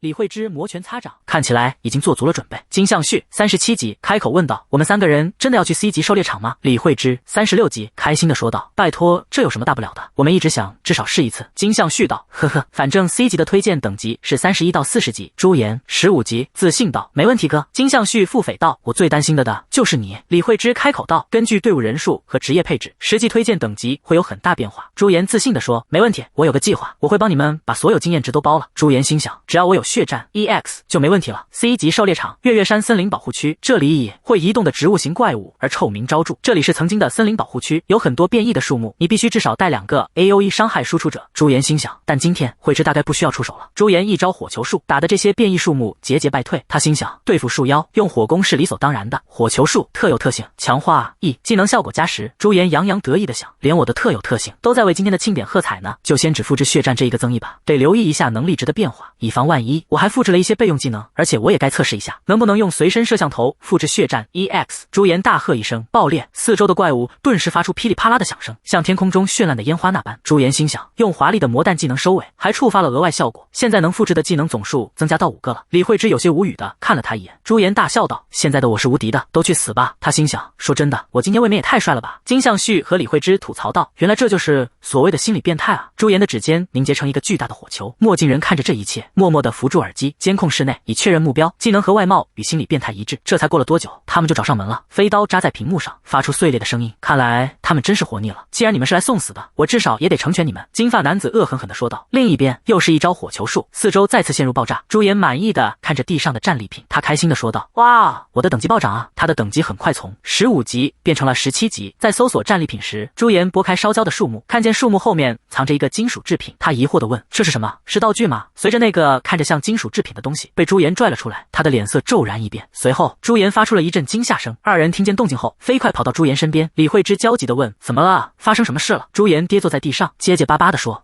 有尸体。李慧芝道，我还以为这里够偏僻，应该很安全，难道我的攻击打到人了？冷静点，光靠火是烧不成这么干净的白骨的，除非被烧成骨灰之类的。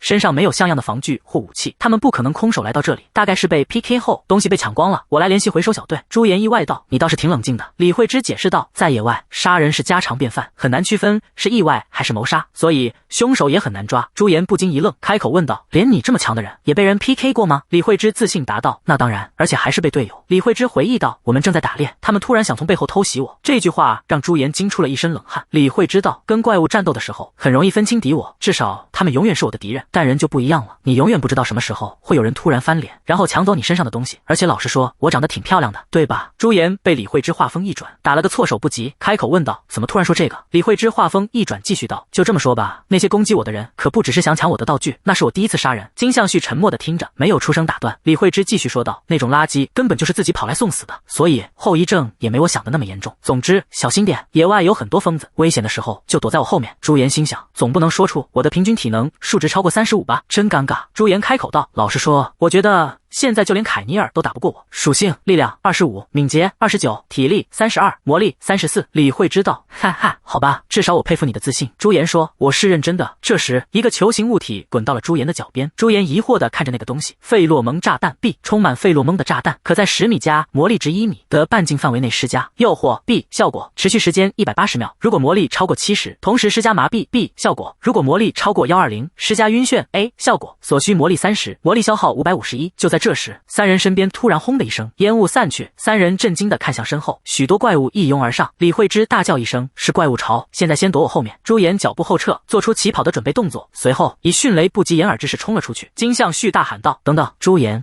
没有回头，而是喊道：“我一个人就能搞定！”不远处，一把弩正搭好了箭，瞄准了朱颜的方向，以锁定目标。朱颜自然是注意到了，身后的伙伴还在大喊着他的名字。这把箭没有射中朱颜，毕竟他早就注意到了，并且做好了准备。朱颜看着掉落在地的箭，不屑地想：原来是埋伏啊！这些白痴，他们知道我的身体素质有多强吗？就这种破箭，滋滋的电流声围绕在朱颜的身上。叮咚，系统提示音响起：昏厥中，无效；减速中，效果持续3分钟；痛苦中，效果持续3分钟。朱颜被效果影响，扑通一声跪在地上。金发男子阴沉的开口道：“狩猎时间到，把他们干掉。”李慧芝看着倒地不起的朱颜，心中焦急万分，她不停地呼唤着朱颜的名字。就在这时，变异树木突然袭击。李慧芝凭借长期的狩猎养成的反侦察意识，自然是注意到了。她迅速拿出法杖，释放火焰之矛进行反击。变异树木很快化作焦炭，不再动作，但随后引来了更多的变异树木。李慧芝暗骂一声：“该死的！就算在平时，这个数量也已经很吃力了，更别说还要保护伤员了，必须尽快做决定。”金相旭背起了朱颜，李慧芝开口道：“你来开路。”金相旭一只手扶着肩上的朱颜，一只手紧握着手里的盾牌，开口道：“跟着我。”金相旭在前面用盾牌阻挡变异树木的攻击，李慧芝在后方释放火焰之矛，将树木全都化作焦炭。就在这时，又一枚费洛蒙炸弹滚到了金相旭的前面，李慧芝大骂一声：“该死的！”随后快速用法杖施展了法术火焰风暴，费洛蒙炸弹很快被火焰吞噬殆尽。金发男子从暗处走出来，开口问道：“你们想往哪里跑？还没打就吓得想跑了吗？”金相旭警惕着问：“你们是谁？”金发男子用手指着朱颜道：“找那个行李有事的人，把那东西留下，我就饶你们一命。”李慧芝迅速释放技能火焰枪，金发男子用手里的刃破开了李慧芝的火焰枪。李慧芝反应过来了，开口道：“这个动作，你是凯尼尔副本里的那个人？”金发男子阴沉地说道：“长得倒是挺漂亮，不过是个没眼力见的女人，没办法了，你也得去死。”随后，金发男子的手下抛起一枚费洛蒙炸弹，金发男子命令道：“引爆它！”一声命令令下，手里的费洛蒙炸弹炸响，周围扬起阵阵烟雾，更多的变异树木包围了过来。李慧知道信息素炸弹又不能无限使用，好好撑住吧。随后，二人陷入了更加艰难的战斗。金相旭还在单手拿盾反击，李慧芝持续释放着火焰类技能，肩上的朱颜似乎陷入了梦境，他感觉到好痛苦。梦境外，李慧芝和金相旭还在艰难战斗，朱颜感觉身体不听使唤，皮肤像火烧一样。事情怎么会变成这样？我就要这样死了吗？这到底是什么情况？突然，随着眼前洒落血迹，朱颜猛地惊醒过来。他看见自己昔日的战友如今身负重伤，那些变异树木也烧成了焦炭。朱颜愣愣地看着，一时间还没有反应过来。他在想，这到底是什么？还有，为什么？回忆里，李慧芝开口道：“不是跟你说过有危险就躲到身后吗？”朱颜颤抖着站了起来。李慧芝察觉到了朱颜的动静，回头问：“朱颜，你清醒吗？能站起来走路吗？”朱颜没有理会李慧芝的问题，而是开口说道：“虽然很不要脸，但是我只有一个请求，想拜托你们两位，请对接下来要看到的一切保密。”金发男子开口讥讽道：“带着累赘还挺能撑的嘛，作为奖励，我会让你毫无痛苦的离开。”李慧芝骂道：“去你的吧！”金发男子看着摇摇欲坠的朱颜，讥讽道：“我还在想你会趴多久，你就起来了，看你还没回过神来，看来是挺疼的吧？”朱颜道：“简直痛死了。”金发男子嘲笑道：“为这点事大呼小叫，我打算把你身上的肉都剔下来，只留下骨头。”朱颜没有理会冷嘲热讽，而是默默地把手指向天空。金发男子不屑地嘲讽道：“笨蛋，我已经为你的火球做好万全准备了。”朱颜开口道：“你确定准备好了吗？”随着金色的法阵浮现，金发男子察觉到了不对。等等，这个火球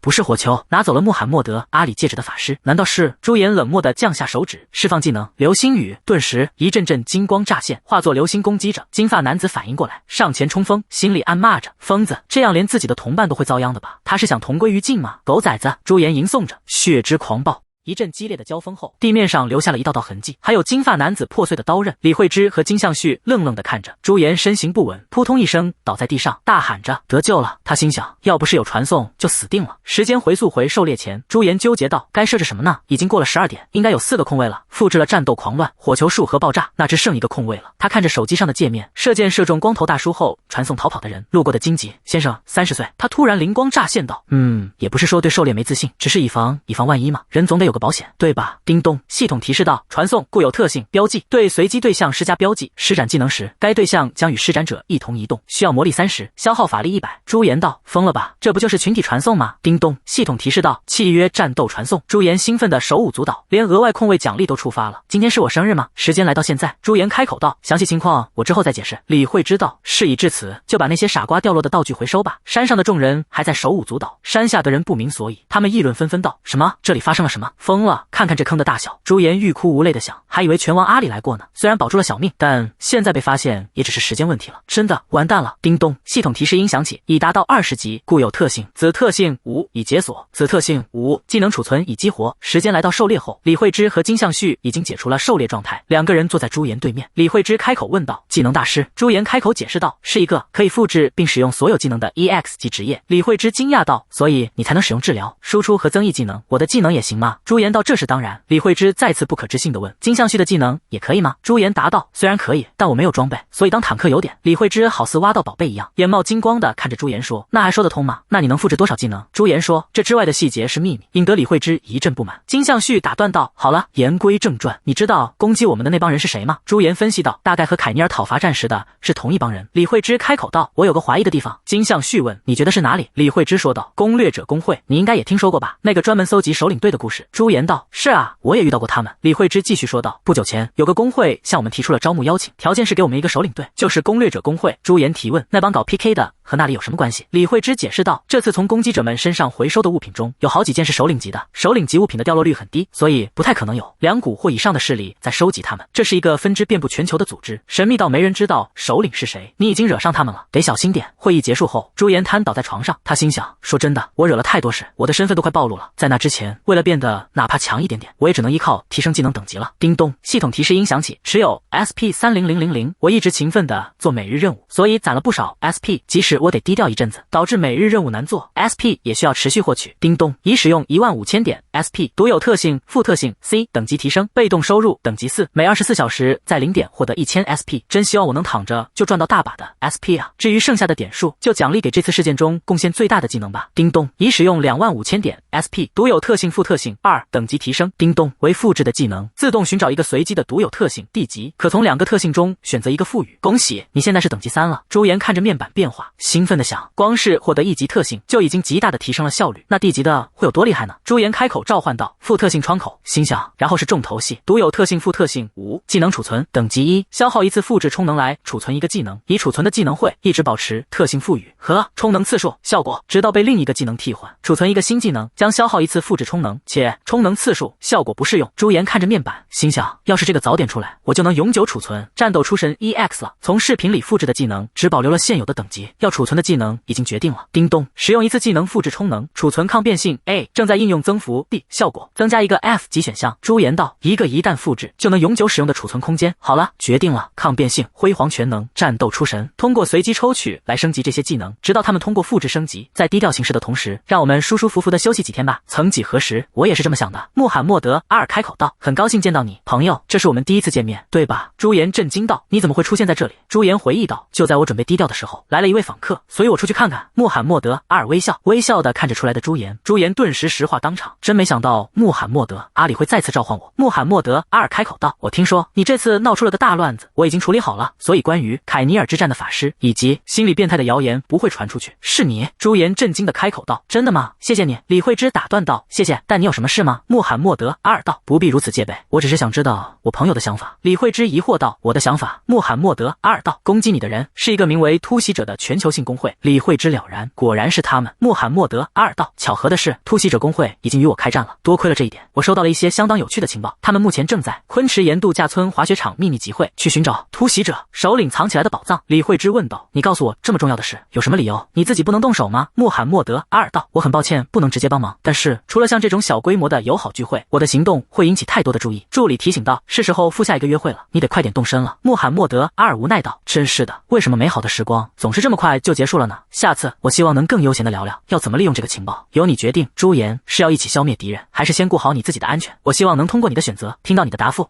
电流在人群中滋啦作响，林小玲握住尾巴，淡淡的走上前，把庞然大物拖拽了出来。属下立马毕恭毕敬道：“你来了，林小玲。”林小玲笑着发出一声疑惑，她抬起手指，那个下属立马飞了出去，凹进了墙面里。林小玲道：“你错了，会长已经死了，我现在是入侵者们的首领了，特殊领域高塔毁灭，所以你现在应该叫我老大了。”林小玲下令道：“我们已经确认了，这个怪物有20种攻击模式，去分析一下怪物的材料，对永登浦的镇压进行的怎么样了？”下属回答道：“98%的中队成员已经肃清完毕，我们将继续清除残余人员。”林小玲道：“那个老头子藏起来的宝物大概还留在韩国，按我们的计划回收吧。”林小玲心想，像那些无能之辈一样赚钱的日子结束了，我的时代已经到来，谁能完成特殊领域并掌控首领物品，谁就能获得力量。那个宝座是我的。滑雪场内，朱颜开心地说：“我还是第一次看到滑雪场，风景也太棒了吧！”面板立刻弹了出来，上面显示昆池岩度假村滑雪场 C。朱颜遗憾道：“可惜因为有怪物，不能好好玩。”面板继续显示道：“这里的雪1年不化，而且由于地形、行动和道路结冰的限制，这个度假村并不受欢迎。”李慧知道，我们下次再来就好了。金相旭脸色难看道：“我还是觉得我们3个人来这里不是个好主意。”时间回溯到滑雪场之前，李慧芝开口道：“我觉得我们得先去动入侵者工会才行，他们掉落的那些物品，我用我的名义卖掉了。”金相旭震惊道：“什么？那我也会成为目标了？”李慧芝开心地说：“所以我现在和朱颜同舟共济了。”时间回到滑雪场，金相旭扶额道：“我说过我会自己处理，结果我放松警惕了。”李慧芝道：“没关系的，哥哥，我们3个是经历过许多艰难险阻的老手。”金相旭问：“3个？”朱颜道：“你也把我算进去了吗？”李慧芝道：“你连首领战都打赢了，是时候摆脱你新手的头衔了。”金相旭无语道：“看来这就是我的命了。”李慧芝指着前面道：“场地的大门在这个方向。”这时乐享工会的人出声阻拦道：“未站住，这个场地被享受工会控制了，不想死的话就立刻离开。”李慧芝也举起法杖，不甘示弱道：“什么？你们是玩家协会之类的吗？你们凭什么权利控制公共区域？”突然面前的人挥舞起了手里的剑，这可把李慧芝吓了一跳。举剑的人不屑道：“不管是什么理由，我说过我们工会控制着这片场地。”朱颜面色不愉，就算我很难成为一名战士，我也要保护我想要保护的东西。举剑的人还在嘲讽：“怎么不高兴了？想要抱抱安慰一下吗？看在你漂亮的份上，我们可以破裂。”金相旭被惹怒了，那个混！话音未落，朱颜手心里凝结出一团火。朱颜心中出现了一道声音，在我周围用刀指着我的人，而如果你有能力折断那把刀。周围的人议论道：“等等，火球术是不是那个？”“没错，是那个肉盾。”朱颜脸色阴沉地看着对方，冷冷开口道：“控制场地这种事，不应该是拥有优势的人才能做的吗？要不要我让你见识一下，什么才是真正的控制？”举剑的人看着朱颜指尖凝聚成的庞然大物，结巴道：“可是我们工会先来的。”朱颜不想再和他们废话，释放了手里的技能，把面前乐享工会的人炸飞了。举剑的人跪在地上，惊恐地叫嚷着：“该死，他真的扔过来了！那个疯子！”朱颜周围凝结出一股寒气，他警告他们：“你再出现在我面前，我就杀了你！”乐享工会的人立马害怕地应道：“是的。”李慧芝看着这一切，问金相旭：“朱颜是不是和平时有点不一样？”他对着朱颜喊道：“哇！朱颜刚刚真是太帅了！”朱颜立马原形毕露，得意地开口道：“真的吗？好像是哦。”李慧芝疑惑道：“好像变回平常的他了。”朱颜心想：真奇怪，威胁别人还是第一次，难道我天生就擅长威胁人？里面乐享工会的人正在苦战，右边又来了一批，抓住他们，杀了他们！工会的人大叫着，杀死怪物后，他们得意着：“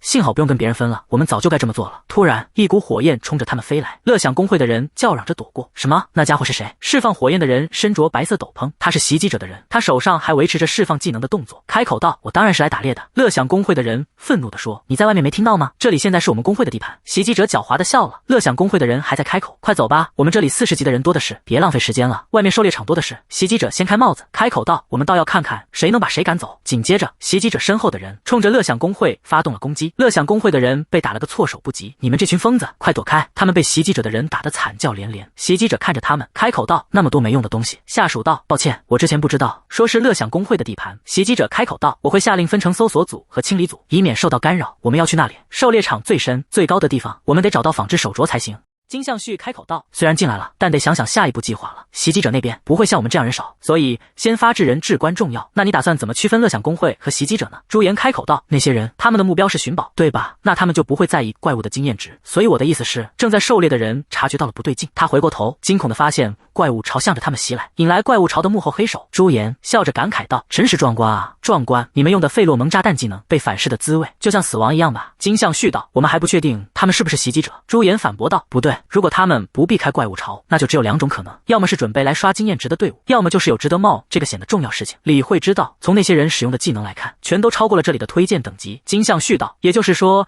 他们明知拿不到经验值，还是来了。”朱颜道：“那他们一定是为了一件非常重要的事而来。”果然，那些家伙的目标不是怪物，跟上吧，只给一个费洛蒙炸弹不够大方，这个就当是附赠的吧。李慧芝疑惑地想，他一直都这样吗？不知怎么的，总觉得他像变了个人。另一边，袭击者的人问：“地图上的位置呢？”另一个答道：“这边。”一行人冲进了山洞里。朱颜看着他们，开口道：“中了。”李慧芝问：“你现在打算怎么办？”朱颜道：“我为这种情况特意留了一手。”朱颜突然意识到什么，疑惑地想：但是这很奇怪，在即将反击那些想杀我的人的情况下，我为什么会这么冷静？李慧芝看着朱颜在愣神，出声喊道：“朱颜！”朱颜立刻回过神来回应道：“啊，不是，只是在想点事情。”朱颜握紧了手里的武器，心想现在可不是胡思乱想的时候。蓝发男开口道：“谁知道怪物会像这样涌出来啊？还好我自愿加入了，这个只要躲在这里的侦察队。”金发男回道：“可不是嘛。”朱颜瞄准2人，心想首先光是运送一个东西，人也太多了，没错，所以他们才把小怪的仇恨值拉走了。箭矢以迅雷不及掩耳之势射了出去，打了2个人个措手不及。金发男口吐白沫，倒地不起。蓝发男怒喝道：“谁在那？什么鬼？我明明射偏了！”觉醒之功优，击中时若目标体力低于30，则施加眩晕，效果持续1分钟；击中时若目标敏捷低于30，则施加减速，效果持续3分钟；击中时若目标力量低于10，则施加痛苦，效果持续5分钟。朱颜道：“这么说，你的体力和力量都在30以上啊？本来还想让你尝尝减1效果的滋味呢。好吧，没关系，我只要把你打到血量快见底就行了。”蓝发男惊恐地喊道：“停下！”随后，在朱颜等人的暴打下，蓝发男也失去了战斗力。山洞内更深处，袭击者的人呼叫道：“护卫队，报告情况！”滋啦滋啦，没有回应。袭击者的人说道：“和入口那边的部下们失去联系了。”绿斗篷人身侧迸发出闪电，开口道：“看来是有人发现了我们，快走！无论如何都得守住宝物。”魔力无效化盾牌 A， 防具盾牌，防御力 A， 体力加11，阻挡95的 E 级及以下魔法伤害，阻挡55的 D 级及以下魔法伤害，阻挡22的 B 级及以下魔法伤害。当他们从内部山洞出来之后，映入眼帘的是横七竖八的部下们倒在地上。李慧芝趁机发动了火焰风暴，袭击者的人立刻拿起盾牌进行防御。李慧芝眼见眼前的人抵挡住了攻击，发动了新技能，开口道：“那来尝尝这个吧。”雷电。绿斗篷下令道：“肉盾被压制了，趁麻痹效果还没消失，快制服法师们。”朱颜冷冷的开口道：“没了肉盾就把我们当软柿子捏嘛！”华丽的全能极限突破正在应用随机增益效果，魔法力加10，体力加5，攻击力加10，暴击伤害增加，防御穿透，攻击力等级加1，持续时间1分钟倒计时。随着一系列增益，朱颜身侧迸发出骇人的气势。绿斗篷道：“还在用火球术，真是个傻子！在这面盾牌面前，1级技能是没用的。”朱颜没有理会，沉默着释放出技能火球术。绿斗篷抵挡不住攻击，整个人败下阵来。他不可置信道：“怎么可能？这不可能是减免了95伤害的样子。”朱颜道：“多谢了，那宝物我就好好利用了。”随后释放技能爆炸。山下的袭击者们还在搜刮，领头的白色斗篷下令道：“等事情处理完，就去山顶和回收队会合。”突然，山顶传来巨大的爆炸声。白色斗篷震惊道：“那场爆炸难道是？”停止作业，所有人员前往山顶，动作快点！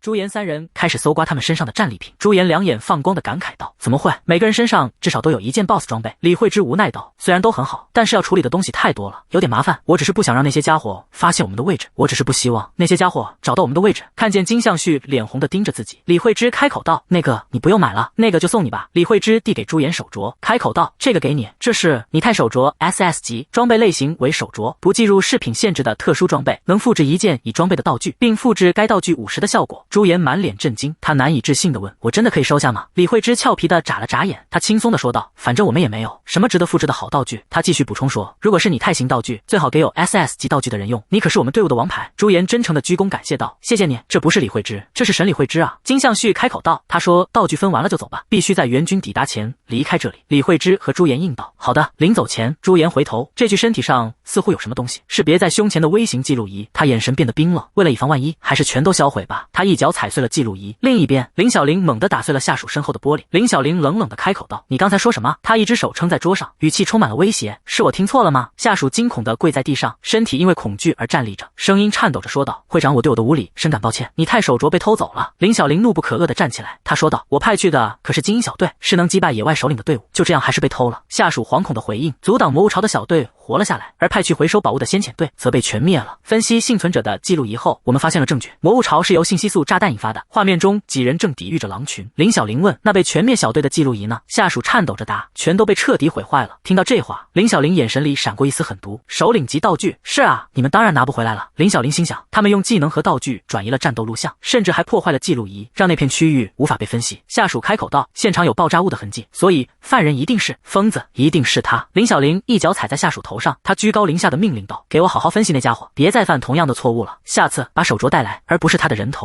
另一边，狩猎三人组坐在沙发上，李慧芝开口道：“我想过了，我不打算出售首领级道具，而是把它们存放在仓库里。”朱颜不满道：“什么？有了它，我们就能买一堆防御装备了？”李慧芝无奈道：“拜托，这是为了避免被追踪，我故意留下了一些线索，好让他们追踪，但留下更多线索就很麻烦了。”金相旭终于明白了李慧芝在做什么，开口道：“可恶，原来这就是你的计划。”李慧芝一边在平板上记录，一边说道：“别担心，我没打算放弃狩猎。朱颜，你现在是20级了，对吗？”朱颜说：“是的。”李慧芝开始解释：“如你所知，区域等级以10级为单位划分，从 F 级到 S 级。”接着他提问道：“那么问题来了 ，F 级区域能获得奖励的等级上限是多少？”朱颜兴奋地举手抢答：“是我20级。”李慧芝继续问道：“那么到目前为止，你收集了多少 F 级的首领了？”朱颜开始回忆：“我想想看，按等级来算 ，D 级的有蜘蛛女王、蜥蜴王 ，E 级的有山影狼 ，F 级的有黑灰熊、泥滩蟹、独眼乌鸦，还有鼹鼠。因为凯尼尔是特殊区域，所以不计入区域限制。”他突然意识到什么，还差一个 F 级的。李慧芝敲着平板说道：“如果你的等级超过了获取限制，你可能就回不去了。所以我们必须抓紧时间收集首领的灵魂。”他调出地图，那么你接下来的升级计划是这样的，你需要去攻略那些不太引人注意的低级区域里的首领。他笑着说：“好吧，既然都这样了，我们就把1级以下的全部横扫一遍吧。1级区域内，地面剧烈震动，沙尘飞扬。1级区域，星斗里海岸地带，一个由沙子构成的巨大身影从中升起。欧域首领，沙之巨人。朱颜发动技能，一击解决了沙之巨人。叮咚，正在吸收区域首领沙之巨人1级的灵魂，耐力+1。朱颜开心地说道：“这感觉真好。”李慧芝震惊道：“我去，刚才用了几分钟？”朱颜看着手机说道：“正好5分45秒。”李慧芝激动地揽住朱颜，开口道：“恭喜你，任务完成了！为了庆祝1级灵魂收集完毕，我们开个派对吧。”朱颜不好意思说：“还开派对的吗？”心想：这你太手镯的效果也太强了吧。慧芝大概以为我是靠着手镯上的元素戒指效果才赢的吧。兽族的莱纳的诅咒手镯 SS 级装备，手镯不占装备槽位的特殊装备，当前正在复制莱纳的封闭领域50的效果，魔法攻击力+16，法力值+165，法力恢复+6，技能法力消耗4，技能暴击率+6，当生命值低于20时，法力恢复+100，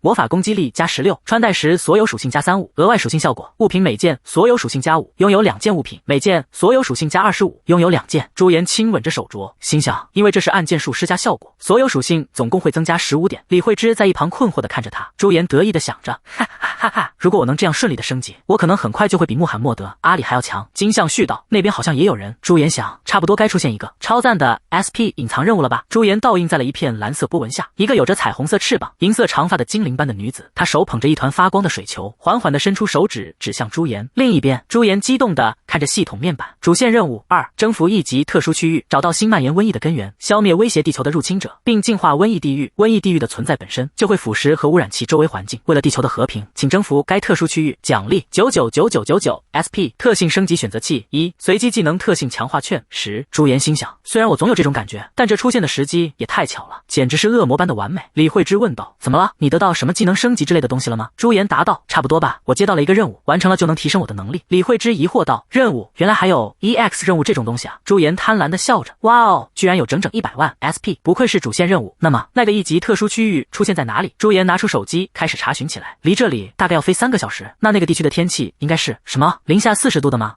那名持杖女子双手叉腰，神情笃定地发问，所以说我们必须通关那个1级的特殊领域了。他转向朱颜，脸上带着一丝惊讶，你还记得所有1级领域首领的情报吧？朱颜一脸疲惫地扶着额头，汗水从他脸颊滑落。他回应道，我当然知道，那是个疯狂的任务。那名女子看着朱颜，她继续解释道，即便你提升了规格，获得了类似等级提升的效果，穆罕默德阿尔却不以为然，你仍然缺乏驾驶飞艇的经验。厚重的金属大门前，2名卫兵肃立两旁，沉重的击扩声回荡着，女子的声音仍在继续，尤其是在海外的特殊领域，没有得到认可的话，就很难获得进入许可。他的话语顿了顿，作为个人而非工会单位，唯一能得到许可的人是他的嘴角勾起一抹自信的微笑，手指轻轻抵着下巴。朱颜陷入了沉思，持杖女子将思绪拉回眼前，我们还是以后再考虑这个问题吧。他的目光转向朱颜，他继续说道，不管怎样，我认为你该进入第2阶段的规格提升了。朱颜感到困惑，第2阶段，女子一针见血地指出，你不会组合各种技能，而是倾向于先增益，再用火球术轰炸一切。他是怎么知道的？朱颜心中一惊，女子的声音再次响起，如果你能增加可复制的 S 级或更高等级的技能数量呢？朱颜不以为意地耸了耸肩，他解释道，高等级玩家通常忙于隐藏自己的技能，我可不是白白在用户频道里翻找的。女子继续说道，毕竟不是所有人都像穆罕默德·阿尔那样爱出风头，大部分人都会隐藏自己的技能。朱颜立刻反驳，那可是亵渎。女子看着他问道，朱颜，你不知道增益商人吗？他愣住了，增益商人，他继续解释，就像你以前当治疗商人一样，不是也有靠贩卖增益赚钱的玩家吗？一段记忆浮现在他脑海中，年轻的自己正站在广场上高举着牌子叫卖。朱颜陷入沉思，问题在于我想不到有哪个玩家会出售 S 级或更高级别的增益。他用手指抵着下巴，一个念头在他脑中闪过，一个身影在他脑海中浮现，那名扎着双马尾的女孩在昏暗中递出了他的手机，他曾说过，如果需要任何帮助，请随时打电话给我。这个念头如闪电般划过，朱颜猛然惊醒，他激动地拍了拍身旁同伴的肩膀，让两人都吃了一惊。他迅速掏出自己的手机，屏幕上显示着一个联系人，他自信地宣布，我认识一个人。黑暗笼罩了一切，幽蓝色的光芒在虚空中汇聚，凝结成闪耀的文字，昭示着全能宗师的篇章。在幽蓝的星海中，一个浑身散发着光辉的妖精仰起头，脸上带着欣喜的笑容。我地主君，他继续汇报着，勇者已经接受了第2个主线任务。一道光十字在虚空中闪耀，他的记忆一定正在慢慢恢复，这样一来，地球离救赎又近了一步了。然而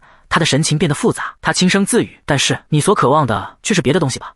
一个身披斗篷的男人背对着他，在黑暗的树林中低语，我想去见那位拯救了我所在世界的勇者，我想再见他一面。妖精的声音在星海中回响，所以你至今仍在守护着他，但是构成一个人的是他的记忆。妖精的神情变得凝重，他轻声自语，勇者失去了他过去的记忆，那么他还是我曾经认识的那个勇者吗？他的意识沉入一片由光与能量构成的混沌，我的真身正被用于维持次元的平衡，现在与你对话的我只是一个微不足道的碎片，一个水晶般的身影在光流中浮现，被闪烁的锁链紧紧束缚。他抚摸着自己晶莹的脸庞，那么这真的是我吗？或者说这根本就不是我。思绪回到星海，妖精凝望着远方的十字星光，但你终究是神，他得出了结论。我想那这一切就都一样了。妖精凝视着远方的星辰，他悠悠地思索着，勇者他真的会做出和以前同样的选择吗？他的眼神变得无比坚定，那是绝不能被强迫的，一切都必须由他自己的选择来决定。那璀璨的十字星在宇宙中心闪耀，那是我与我所创造的世界之间的约定。妖精的声音在星海中回响，仿佛在对某个遥远的存在低语，去吧，那是你一直思念的勇者。在另一片荒漠之上，朱颜举起了手机，准备拨打电话。妖精的声音继续响起，是否要帮助他，也同样是你的选择。在宇宙的另一端，一股无法抗拒的力量猛地将一个身影扯入扭曲的光芒之中，尖叫声在混乱的能量中回响。电话接通了，一个声音从另一头传来，喂！一道绚烂的蓝色光流中，一个扎着双丸子头的女孩凭空出现，她脸上挂着灿烂的笑容，将手机贴在耳边。朱颜，你好吗？场景切换，朱颜和同伴们站在一片开阔的公园里，阳光明媚，绿树成荫。她身旁的女子眉毛一挑，流露出怀疑的神色。你是说她大老远跑到首尔大公园，连路费都不要？她沉吟片刻，通常人们至少会收800块，这是有点不对劲。朱颜得意地笑了起来，他用手掩着嘴，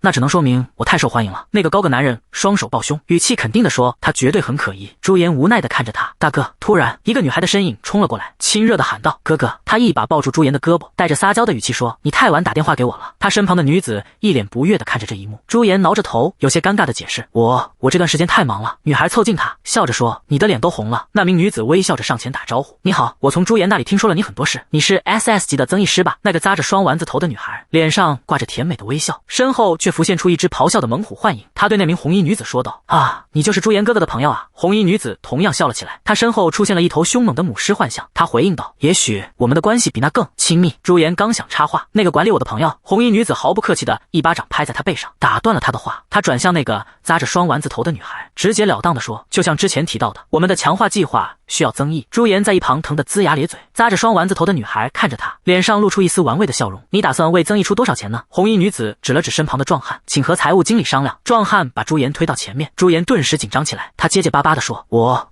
气氛瞬间变得紧张，两个女人都紧紧盯着他，他心中暗叫不妙，没把这事想周全。他支支吾吾地说，那么朱颜语无伦次地比划着，既然是 SS 级，我们需要能一次性提升所有属性的东西，就像超市里的那种捆绑销售，就是能提升所有属性的那种增益。对，就是那个。他越说越小声，最后总结，那个扎着双丸子头的女孩微笑着说，你觉得这个怎么样？他展开双臂，身后浮现出巨大的白色羽翼，金色的光芒和音符在他周身环绕，一股强大的力量涌现，名为天国旋律。这是一首由天使为庆祝天界庆典而唱的祝福之歌，它能赋予强大的天国效果，全属性增加魔力的10，额外伤害增加魔力的5，每100点魔力增加1级防御，每150点魔力增加1级攻击。若使用者拥有 SS 级或更高的增益类特质，增益持续时间增加200，若魔力超过150，效果增加50，所需魔力为90，法力消耗为1500。朱颜感到身上涌现出新的力量，名为增益的祝福，这是赐予被选中者的强大祝福。所有技能效果增加20，所有增益持续时间增加100，所有法力需求减少时。扎着双丸子头的女孩满意的笑着，她沐浴在金色的光辉中，在另一个时空中，妖精忧心忡忡的看着那个身影。虽然有许多更好的技能可以保护身体，你用这样的东西真的可以吗？身披斗篷的男人紧握着剑柄，他自信的回答：最好的防守就是进攻。此刻，金色的光芒环绕着朱颜，他感受着体内涌动的力量，脸上露出满意的笑容。谢谢，这就足够了。在用户论坛的画廊里，一条帖子引起了热议。我在此撤回对疯子通行证的支持。帖子内容写道：从今天起，作为一个韩国人，我将任何对疯子通行证的攻击视为对我的个人攻击。评论区里议论纷纷，有人问：这次你为什么又这么激动？发帖人反驳道：你还记得享乐工会在开发期间杀了多少其他工会吗？另一个人也加入进来：你懂个屁！你知道有多少工会试图征服那个领域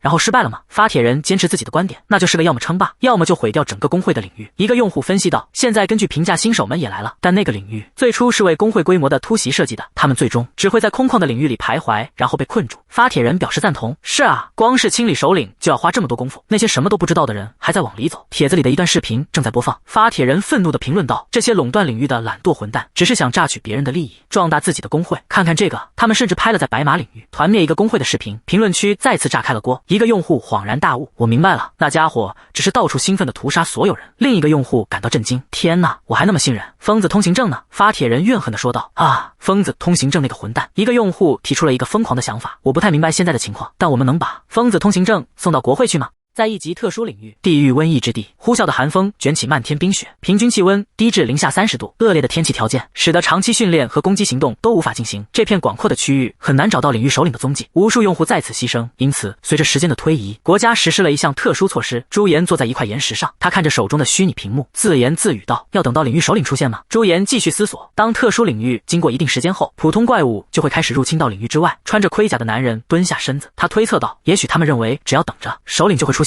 如果反复尝试攻击领域都失败了，这个理论就说得通了。他站起身，猛地将盾牌插在地上，语气坚决地说：不管怎样，我反对在没有充分准备的情况下进入特殊领域，不管任务有多重要，别忘了你只有一条命。朱颜看着自己的虚拟屏幕，那哪个疯子会接那个任务呢？屏幕上显示着新的信息：你已获得技能集中战斗，先前尝试次数为1。那名女子冷哼一声，眼神带着一丝不屑：如果只在乎安全，你就不该当个用户。他继续问道：朱颜，你现在在做什么？朱颜有些不耐烦地指着手机，复制的冷却时间结束了，我正在尝试抽取技能，但我觉得不会升级。他果断地在屏幕上一滑，一道信息涌入他的脑海：你已获得技能集中战斗，这是一种 SS 级的技能，在接触到被击败怪物的血液时，可以暂时吸收目标的能力，战斗结束后5分钟效果消失。若拥有 S 级或更高的战斗相关特质，并吸收10只以上怪物的血液，将吸收额外属性。吸收超过50只怪物的血液后，集中战斗效果将大幅增强。当敌人数量超过5名时，每多1名敌人，集中战斗的持续时间增加10%。紧接着，另一条信息浮现：剩余使用次数0。朱颜的脸瞬间扭曲，他低声咒骂：这该死的游戏！然而，一道光芒闪过，新的信息再次出现：你已获得技能集中战斗1。他愣住了，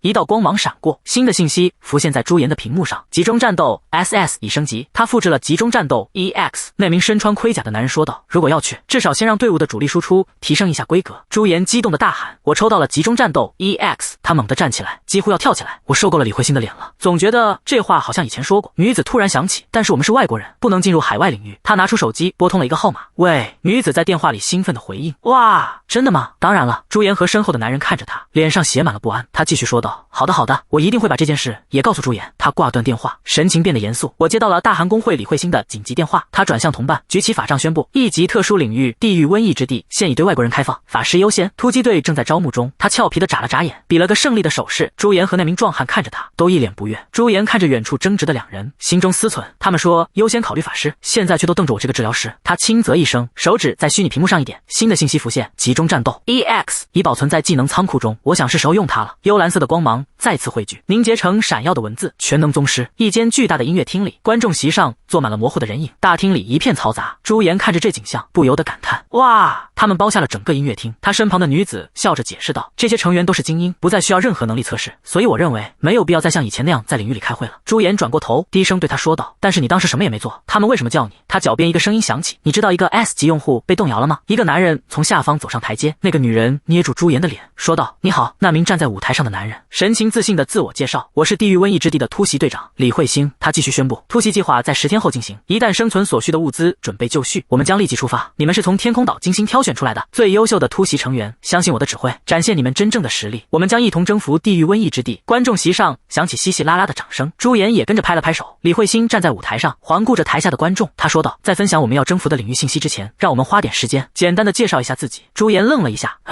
李慧星继续说：“我先开始，我是一名39级的近战输出，拥有 SS 级高级特质暗杀。”台下一个男人站起来：“我是金武亮 A 级增益师。”朱颜心里嘀咕，这又不是教室，为什么要自我介绍？李慧星的目光扫过观众席，他的视线似乎在朱颜身上停留了片刻。朱颜心中一凛，是我的错觉吗？还是他真的在盯着我看？那个名叫金武良的男人继续对李慧星说道：“自从凯尼尔突袭以来，我一直很敬佩李慧星先生，我真的很想和您这样伟大的指挥官一起工作。”朱颜不耐烦地想，我面前的这个人正在向你表白，说他是你的粉丝，你就不能至少看他一眼吗？壮汉站起身来，他自我介绍道：“金相旭 S 级坦克，我的等级是……”但他觉得这个自我介绍不管怎么看都像是在炫耀。女子也站起身，她说道：“我的名字是李慧芝，我是 S 级火法师，我独特的能力是末日火焰。”李慧星看着台下众人，他们似乎都在试图压过对方一头。朱颜看着眼前的情形，心中暗想，那么我必须不辜负他们的期望。他举起手，一团巨大的火焰在他手中凝聚，熊熊燃烧。他站起身，火焰环绕着他，他大声说道：“大家好，我是朱颜，你们中可能有人认识我，我就是那个疯子通行证，我是一名 SS 级法师，请多关照。”李慧星看着他，嘴角勾起一抹不易察觉的微笑。观众席上传来一阵骚动，有人提议：“我们出去吃点东西吧。”朱颜对身旁的女人说：“就算我告诉你我的意见，你反正也会去吃。”一个路过的男人笑着说：“你还挺机灵的。”李慧星从舞台上走下来，径直朝他们走来。朱颜心中一紧，他过来了。李慧星走到他们面前，眼神锐利地看着朱颜：“是你偷了首领的物品，和天空岛上那个蒙面人一起吗？”朱颜感到有些紧张，我当时肯定是那里最弱的法师，但他坚定地回答：“但一开始我并没有和那些人在一起，我也没偷东西。我发现一些可疑的人在抓捕凯尼尔，但是既然没有办法阻止突袭，我想我至少可以帮上一点忙。于是我加入了他们，他们只是误以为我是他们队伍的一员，而且老实说那是偷窃。我认为那只是给了贡献度最高的人而已。”李慧星的眼神变得更加锐利。朱颜继续说道：“如果这会成为问题，那么这次我就不加入突袭队了。既然我们无论如何都要合作，我们最好先把事情说清楚。如果那不可能的话，那我就另想办法。”李慧星说道：“我们工会有2名成员在与凯尼尔的战斗中牺牲了，我们只是需要确认你是否与他们合作。如果不是这样，那么我不会反对你的参与。”朱颜看着他离开的背影，心想，虽然他似乎仍然不完全信任我，但如果我是他，我可能也会这么做。女子拍了拍他的背，称赞道：“朱颜先生，你真酷。”那名壮汉松了口气，我很高兴事情比我预期的要顺利。女子调侃他：“你不想让他去吧，哥哥？”李慧星没有反对，你是不是有点失望啊？壮汉坦言：“说实话，我担心李慧星会把朱颜杀了，这已经是比那更好的结果了。”朱颜站起身，对身旁的女人说道：“那我们回去吧。”他看着朱颜问道：“朱颜，你有什么心事吗？”他有些犹豫：“我只是在想，与其一直隐藏身份，是不是早就该揭露了？我以为如果他们发现我就是疯子通行证，大家都会非常震惊，但他们的反应却出奇的冷淡。”他打开手机，看着用户社区里的一篇帖子，标题是突袭队迎新会回顾等于新兵。帖子里写道：“哥们儿，我惊呆了，在地狱瘟疫之地的突袭队里有疯子通行证。”他和突袭队长李慧星争论，但连眉头都没皱一下，看得我心都揪紧了，一不小心就按了现金捐赠按钮。下面的评论区热闹非凡，有人说没图就是骗子，哈哈哈。有人回复这里又不是谣言板块，还有人问你录下来了吗？用新手楼层的摄像头还是别的什么？一个叫脏纸巾的用户回复我也看到了，我和他们一起按了捐赠按钮。立刻有人惊呼哇，目击者目击者。另一个用户问道什么？你也看到了吗？纸巾哥。朱颜看着周围的人，他想他们看起来像是在看戏，我绝对不该说什么的。他身旁的人们紧张地互相看着，在一间昏暗的房间里，火光跳跃，穆罕默德阿尔和他的同伴们跪在地上，一个女人坐在椅子上，看着桌上散落的文件，她轻声说道：“你终于决定不再躲藏了吗？”他拿起一份文件，脸上露出满意的笑容。很好，他继续说道：“领导也将参加这次的主突袭，为了让疯子通行证成为邪教的一员，穆罕默德阿尔和他的同伴们跪在地上，听候女人的命令。”他看着手中的文件，命令道：“详细调查其他参与突袭的团体是否有任何变化，我们应该尽可能的消除变数。”幽蓝色的光芒汇聚成字，全能宗师。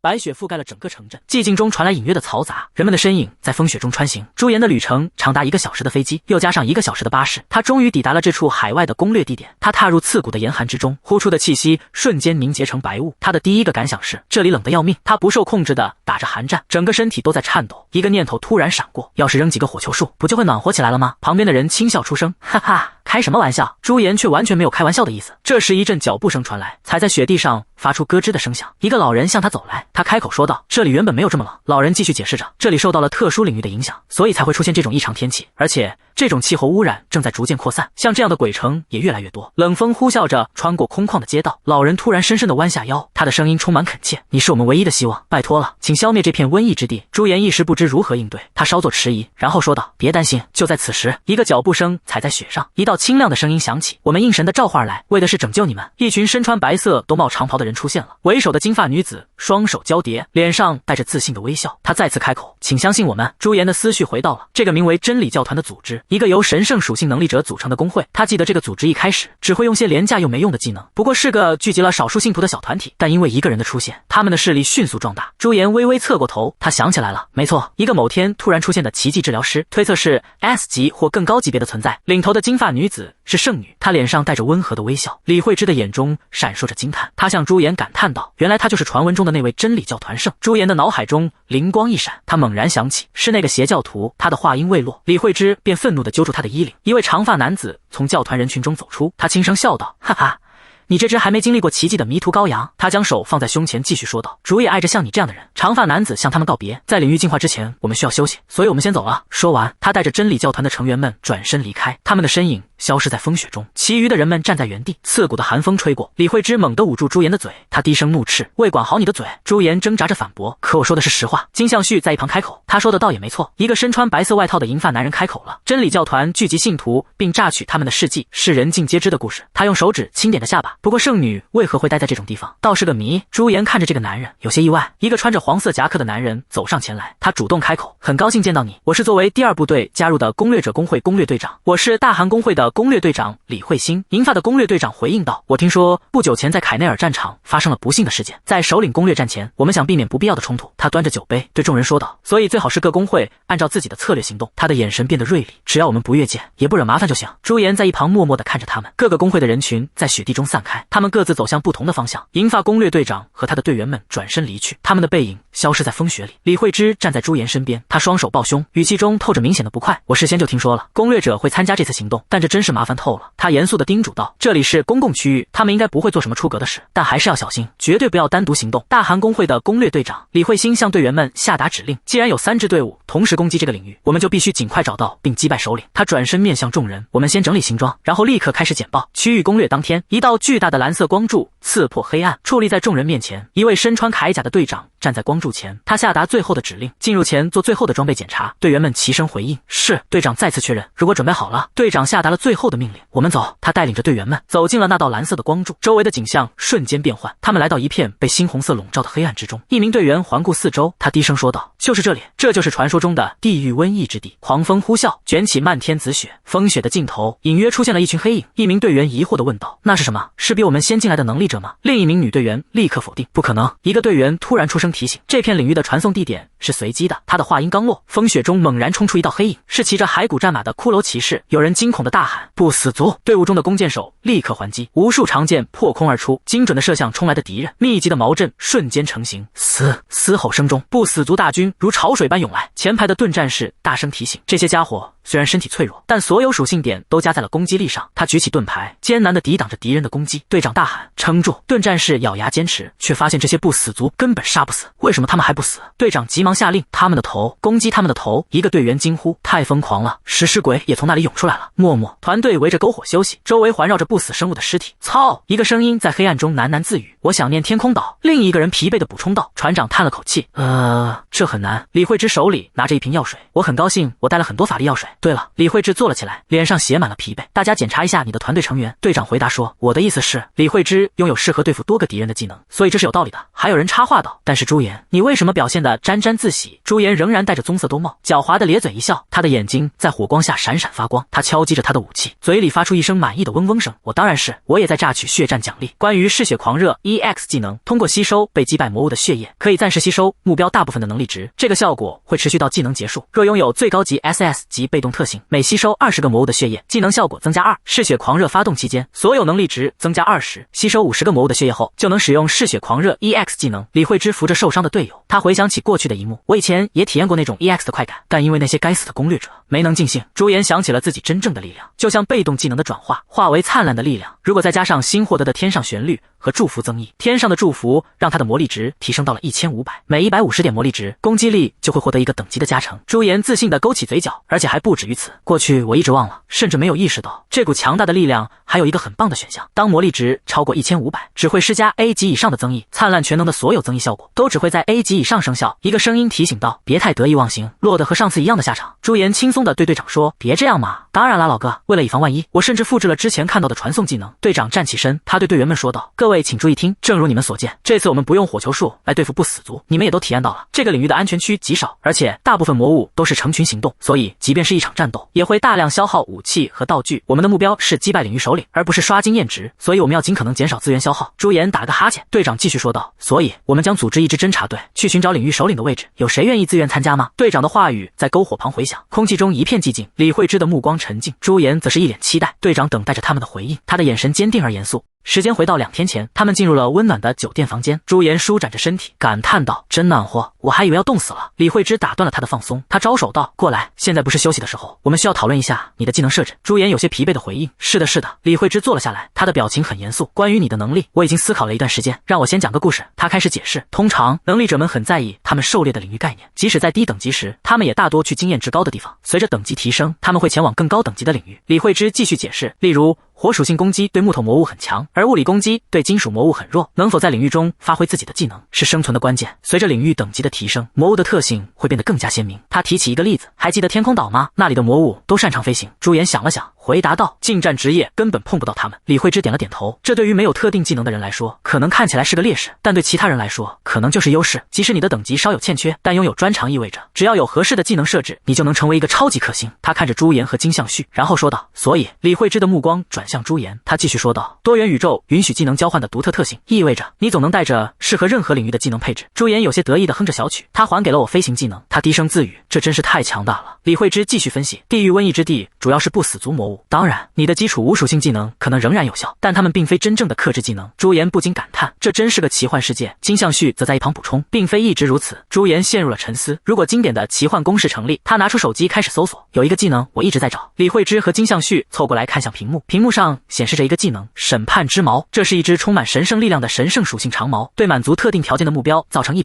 额外伤害。如果神圣力量为50或更高，则消耗的法力值减少50；如果神圣力量为100或更高，则对满足特定条件的目标施加审判 B 效果。如果生命值低于10，则立即杀死；如果神圣力量为150或更高，则从满足特定条件的目标恢复5的法力值。该技能需要44点神圣力量，消耗150点法力值。就在他们讨论时，一只食尸鬼发出了凄厉的嘶吼，他挥舞着手中的头骨向他们扑来。无数的不死族怪物从天而降，他们被耀眼的金色光芒笼罩，光芒中夹杂着扭曲的能量。巨大的魔法阵在空中展开，金色与蓝色的能量交织，形成毁灭性的风暴。朱颜站在风暴的中心，他高举武器，脸上带着自信的笑容。他低声宣告：“我降临了！”毁灭性的能量风暴席卷了整个战场，金色的光芒与紫色的能量交织，将所有不死族怪物撕成碎片。他们在光芒中化为灰烬。当光芒散去，战场上只剩下烧焦的残骸。身穿铠甲的金相旭和李慧芝呆立在原地，难以置信的看着眼前的一切。李慧芝难以置信地看着朱颜：“你真是个怪物，你到底有多少魔力？”朱颜得意地笑了笑：“我告诉过你，连我父母都不知道这件事。”李慧芝有些不满地嘟囔着：“我还以为我们关系变好了呢。”朱颜继续解释：“当我意识到需要神圣力量才能使用这个技能时，我真的不知道该怎么办，但多亏了多元宇宙的特性，他把神圣力量自动转换成了魅力。”金相旭和李慧芝都感到十分无语。金相旭看着周围的环境，他开口说道：“侦察队已经在这里待了2个小时了，如果再深入就很难撤退了。我们也没有看到更多的魔物，所以我们应该开始返回了。”正当他们准备撤退时，远方突然传来一阵骚动。朱颜惊讶地看着远方，从规模上看，那是另一支突击队吗？他眯起眼睛：“等等，那不是真理教团吗？”李慧芝在一旁说道：“你在检查有没有值得复制的技能吧？”朱颜吹着口哨：“审判之矛也不错，但华丽而戏剧性的技能总是最好的。”就在此时，远处的另一支队伍也注意到了他们。一个队员疑惑地问道：“那是什么？是攻略者吗？”另一边的战场上，真理教团的成员们正在与不死族激战。一个攻略者喊道：“守住防线，战局对我们有利。”然而，一个巨大的骷髅骑士猛地冲向他们的防线，他的力量势不可挡，一名成员被重重击飞，他惊恐的大喊：“挡住，挡住！”随着一声惨叫，他被击倒在地。朱颜看着远处的战况，他说道：“看来另一支队伍伤亡惨重，不过到最后，攻略者那边还是会赢的。”金相旭说道：“领域攻略通常都是以这种混乱的形式展开。”他继续分析：“我们这边能更好的处理同一波魔物的原因，都是因为朱颜。”朱颜有些疑惑的看着金相旭，金相旭继续说道：“然而，依赖一个人是非常危险的。”他转向朱颜：“朱颜，仔细看。”李慧芝看着远方的战况，他的声音清晰而坚定：“这就是没有你的时候，我们攻略队的模样。”远处战况惨烈，攻略者们在能量风暴中节节败退，他们被轻易的击飞，倒在雪地里。朱颜转过身，他平静地说道：“已经没什么好看的了，我们快走吧。”李慧芝看着他，朱颜伸出手，掌心开始聚集起柔和的光芒。金相旭伸手制止：“等等，这是什么情况？”一个系统提示出现：瘟疫的奴隶 S。当拥有瘟疫军团 S 技能的人死亡时，他们会作为瘟疫的奴隶复活，复活时会转化为不死族。如果在非地狱瘟疫之地召唤，他们会在600秒后完全复活。他们免疫所有形式的疼痛，生命值90，力量加90，力量会随着生命值的损失而增加。击败特定目标后会进化。远处被击倒的攻略者们摇摇晃晃地站了起来，他们的身体已经变成了不死族的模样，他们嘶吼着向着幸存的同伴扑去。朱颜和他的队员们都震惊地看着这一幕。这是什么？队长难以置信地问道：“你是说死去的玩家会变成怪物回来吗？”朱颜回答道：“是的，就连死去的怪物也会在一段时间后复活。”队长问道：“攻略者那边怎么样了？”一名队员回答：“伤亡惨重，但我们确保处理了尸体，让他无法复活，并确认他离开了现场。”队长沉思着：“所以即使死了，也必须烧掉他们，或者打爆他们的头。”另一名队员肯定地回答：“是的。”周围的人们开始议论纷纷。队长询问：“其他侦察兵怎么样了？”一名侦察兵摇了摇头：“山的北侧没有人，那里有一座巨大的悬崖，以我们目前的装备，无法越过它。”队长沉思片刻，然后说道：“我们再侦察一下。”3天后，风雪依然在肆虐，脚步声在雪地里响起。队长坐在岩石上，他自言自语：“侦察范围扩大的太快了，如果再扩大下去，我们就会有麻烦。看来是时候我亲自出马了。”就在此时，一个队员急匆匆地跑来，他大喊：“我发现了一些东西！”他拿出一张照片，因为是从远处拍摄的，细节还不清楚，但可以肯定的是，那不是普通的怪物。照片上，一只巨大的公牛怪物正站在岩石上。朱颜的眼中闪过一丝兴趣。朱颜看着照片，他的声音中带着一丝不确定。这时，他的脑海中浮现出一个念头：领域首领。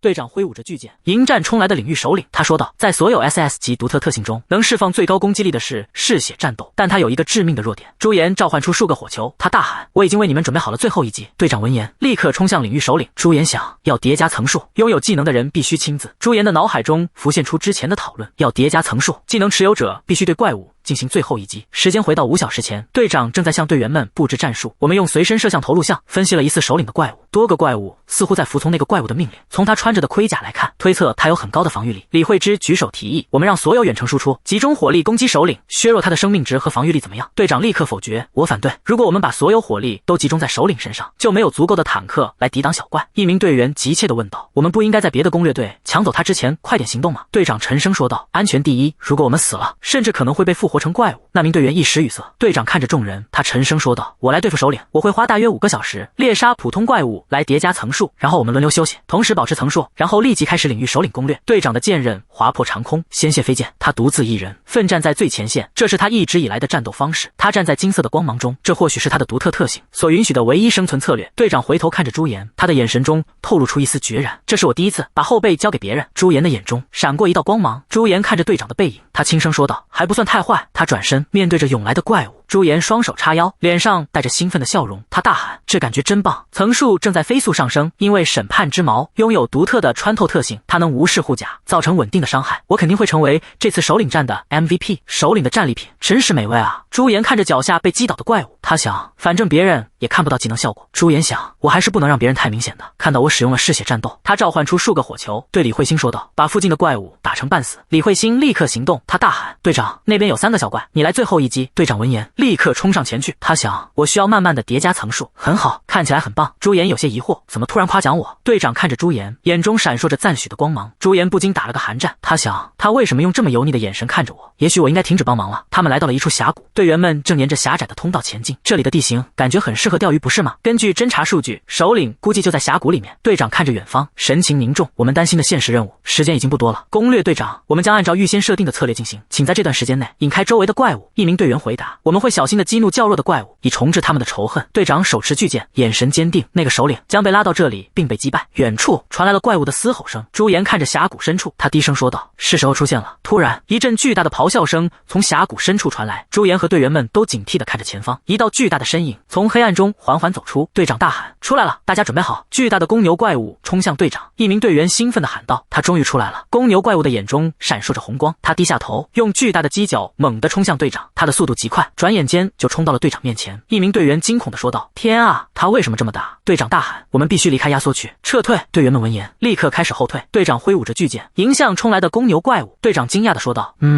公牛怪物突然停了下来，他转身向峡谷深处跑去。队员们都感到十分困惑，他为什么不追我们了？公牛怪物的眼中闪烁着红光。公牛怪物突然仰天长啸，震耳欲聋的咆哮声回荡在整个峡谷中。队员们痛苦地捂住耳朵。啊，疯子，他想震破我们的耳膜吗？队长看着公牛怪物的方向，他疑惑地问道：“那是什么？”一名队员指着峡谷深处，惊恐地喊道：“那边！”峡谷深处涌出了大量的怪物，他们密密麻麻地挤在一起，形成了一道人墙。队长见状，不禁咒骂一声：“该死！”一名队员惊恐地说道：“太疯狂了！冲进那股怪物潮，他们基本上是在说进去送死。但即使我们进去了，在那股怪物潮中间，可能就有一个首领在休息。如果我们这样进去就会死，出来也会死。”朱颜看着远处的怪物潮，陷入了沉思。朱颜的目光锐利，他凝视着前方的虚空，两个选择摆在了面前。他的视线下移，一滴冷汗从脸颊滑落。那只看起来十分棘手的野外首领，巨兽般的怪物喷着粗气，戴着金属头盔的头颅低垂，前蹄不安地刨着地面。而在另一个方向，黑压压的怪物群正奔涌来，他们的身影在白色的雾气中拉长，仿佛永无止境的怪物潮。朱颜猛地抬起头，迅速扫视着周围的地形。他意识到眼下的战场地形狭长，一边是平原，另一边则是嶙峋的岩壁。他的身姿站得笔直，一个计划在心中悄然成型。他低声自语：“如果真是这样的话。”黑暗中，点点火星缓缓升腾，又慢慢熄灭。队长猛地转过头，脸上写满了惊愕。远处，巨大的魔法阵轰然炸开，灼热的烈焰席卷全场。他的队员们惊骇地看着这一幕。朱颜独自一人立于火焰之中，他面容坚毅，掌心凝聚的火球猛然推出。队长看得目瞪口呆，他难以置信地大喊：“他到底想做什么？”他的瞳孔骤然一缩，一个念头闪过脑海，他是在攻击那只首领。野外首领发出一声痛苦的咆哮，烈焰狠狠击中了他的身躯。队长的眼中闪过一丝惊异，攻击竟然奏效了。朱颜背对着他大喊：“既然他的护甲可以被击穿，那就最好集中火力击倒其中一个。”队长瞬间领会了他的意图，他立刻转身对着身后的队员们下达指令：“所有人立刻去对付那只野外首领。”在他的号令下，队伍立刻转向，朝着巨大的首领冲去。李慧芝发出一声惊叫，他被抓住了。一道耀眼的光柱冲天起，将他身边的怪物尽数掀飞。一具怪物无力地坠落在岩石上，身体抽搐了一下，便不再动弹。朱颜的额角渗出一滴冷汗，他手掌上的火焰依旧燃烧。他暗骂一声：“该死！”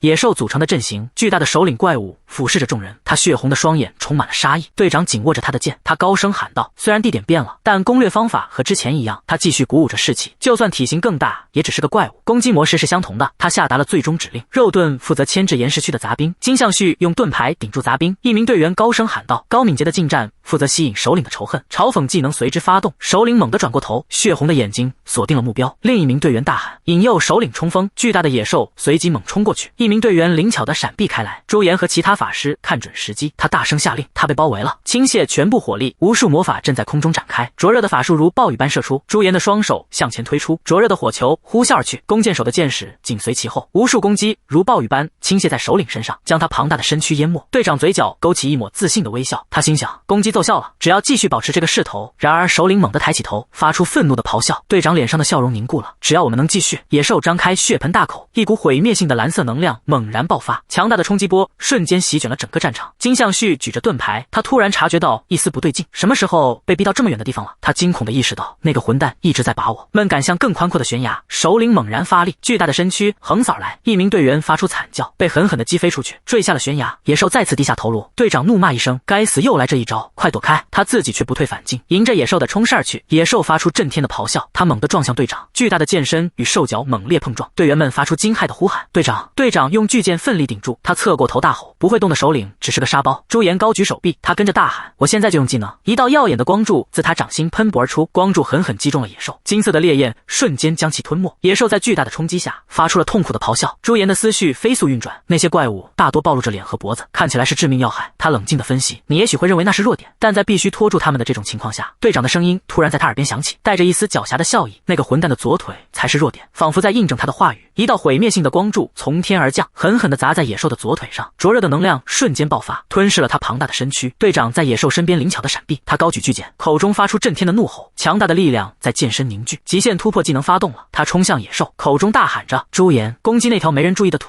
试图打乱他的平衡。我可没打算站在这里输掉。他眼神凶狠，眼中闪烁着红光，让他们见识一下你35级后获得的 S 级技能。队长高高跃起，他的声音在空中回响，一击斩尽，一道白光闪过，斩断路径上的一切。队长激活了他的 S 级技能，消耗50层血之狂热，造成等同于100%力量的额外伤害。如果拥有 SS 级近战职业被动特性，伤害额外增加20%，若力量超过100，则获得50点敏捷或耐力，持续10分钟。野兽的头颅应声落地，队长站在他庞大的尸体前，得意的心想：这次的MVP 是我。他随即转身大喊：那东西的腿可能会再生，不要放松警惕，继续攻击。朱颜和他的同伴们有些困惑，试探性的问道：朱颜先生。队长疑惑的回头，表情有些茫然。队长缓缓从空中落下，站在野兽无头的尸体前，突然庞大的身躯开始颤动，新的头颅从断颈处缓缓长出。散落在地上的队员们惊恐地看着这一幕，血肉蠕动，肌肉奔起，他固有的能力被激活，广域打击，无视弱点。朱颜的脸颊上滑下一滴冷汗，他勉强挤出一个笑容。这些特殊的野外首领简直就像会变形的机器人。野兽的新头颅完全成型，他张开大嘴，利爪和牙齿紧紧钳住了队长的剑刃。野兽瓦尔坦的护甲被摧毁，触发了广域打击，他的所有属性增加30点，防御力提升1阶，并召唤出 S 级的灵魂绑定武器，攻击力也提升1阶。野兽手持巨斧，黑色的液体从他手中滴落。他还激活了 SS 级技能无视弱者，对等级低于使用者55级的敌人造成的伤害会大幅降低，对54至45级敌人减免20%，对44至25级敌人减免50%，对24至15级敌人减免70%，而对14级及以下的敌人则减免高达99%。队长难以置信地看着这一幕，他喃喃自语：这到底是什么？朱颜先生的等级是21级，伤害减免高达70%。朱颜的表情有些无奈，他低声说道：这意味着我们现在只能造成平时30%的伤害。他眼中闪过一丝兴奋的光芒，这场面会很劲爆。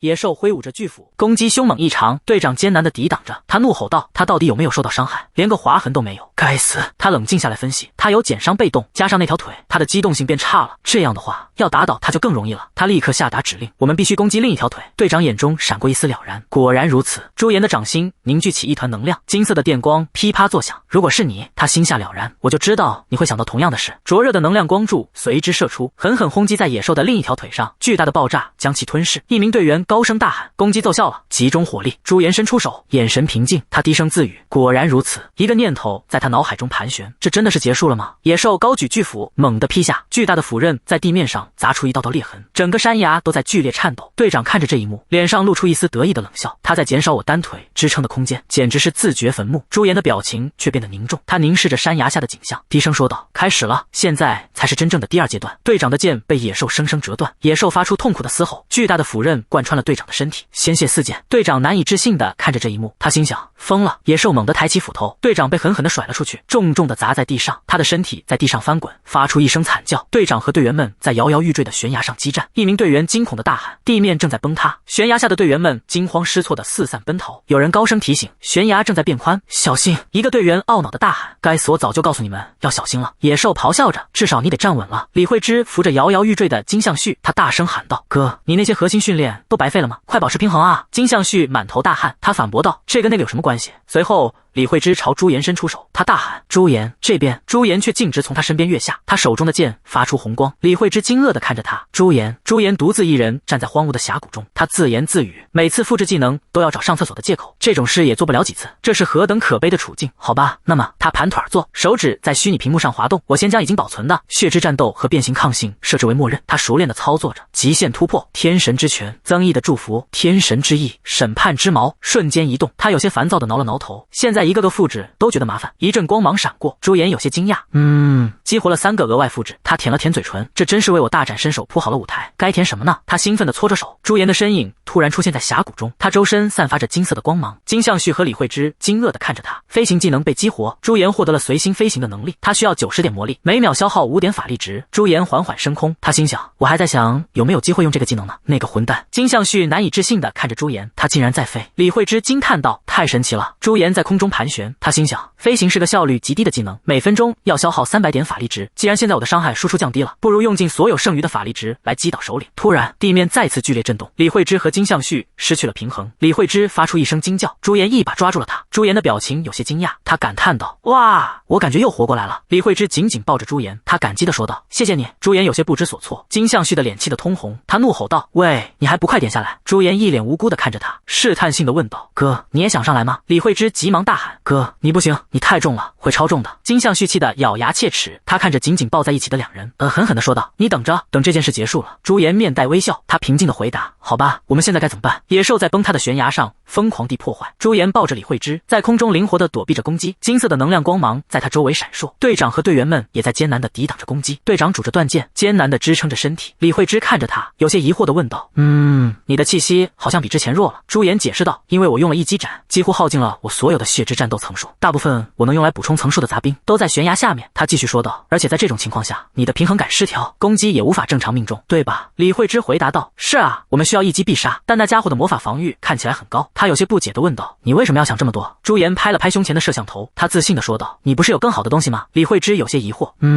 朱颜恍然大悟啊，他心想：该死，再这样下去，我们会被团灭的。队长还在苦苦支撑，他大喊道：“坚持住！”李慧芝，你是突袭队长！野兽的巨斧再次砸下，队长闷哼一声，他艰难地抵挡着攻击，野兽的攻势越发猛烈。队长怒骂一声：“该死！”队长艰难地支撑着，他感到力量正在涌现 ，S 级技能的等级正在提升。野兽猛地挥动翅膀，巨大的风压将朱颜等人吹飞。李慧芝发出一声惊叫，朱颜露出一丝自信的微笑。即使他们说他的弱点是左腿什么的，到头来要打倒一头野兽，导入效果会部分调整选项以适应使用者。一击斩，果然如此。朱颜的身体被红色的光芒包裹，他抱着李慧芝在空中稳住了身形。朱颜的眼中闪过一丝金光，他低声自语：“是脖子。”他手中的剑发出刺目的红光，猛地斩向野兽的脖颈，一剑斩断。SS 级技能发动，将一切斩断，消耗了全部的血之战斗层数，魔力值100倍的额外伤害附加其上。作为 SS 级近战特性的持有者，还能造成40%的额外伤害。若魔力值超过150，所有属性将在20分钟内增加50点。若以此技能击杀敌人，将恢复50%的血之战斗层数。李慧芝和队员们看得目瞪口呆，野兽的头颅高高飞起，巨大的身躯轰然倒下，随后化为尘埃消散，野兽的身体化为黑烟消散在空中。幸存的队员们站在满目疮痍的战场上，看着眼前的景象。朱颜抱着李慧芝，他心想：好吧，我现在匆忙处理了他。队长看着朱颜，他喃喃自语：那绝对是我的技能，不，他更强大了。怎么会？朱颜的脸上挂着一丝尴尬的微笑，他心想：怎么会这样？他该如何处理这一切？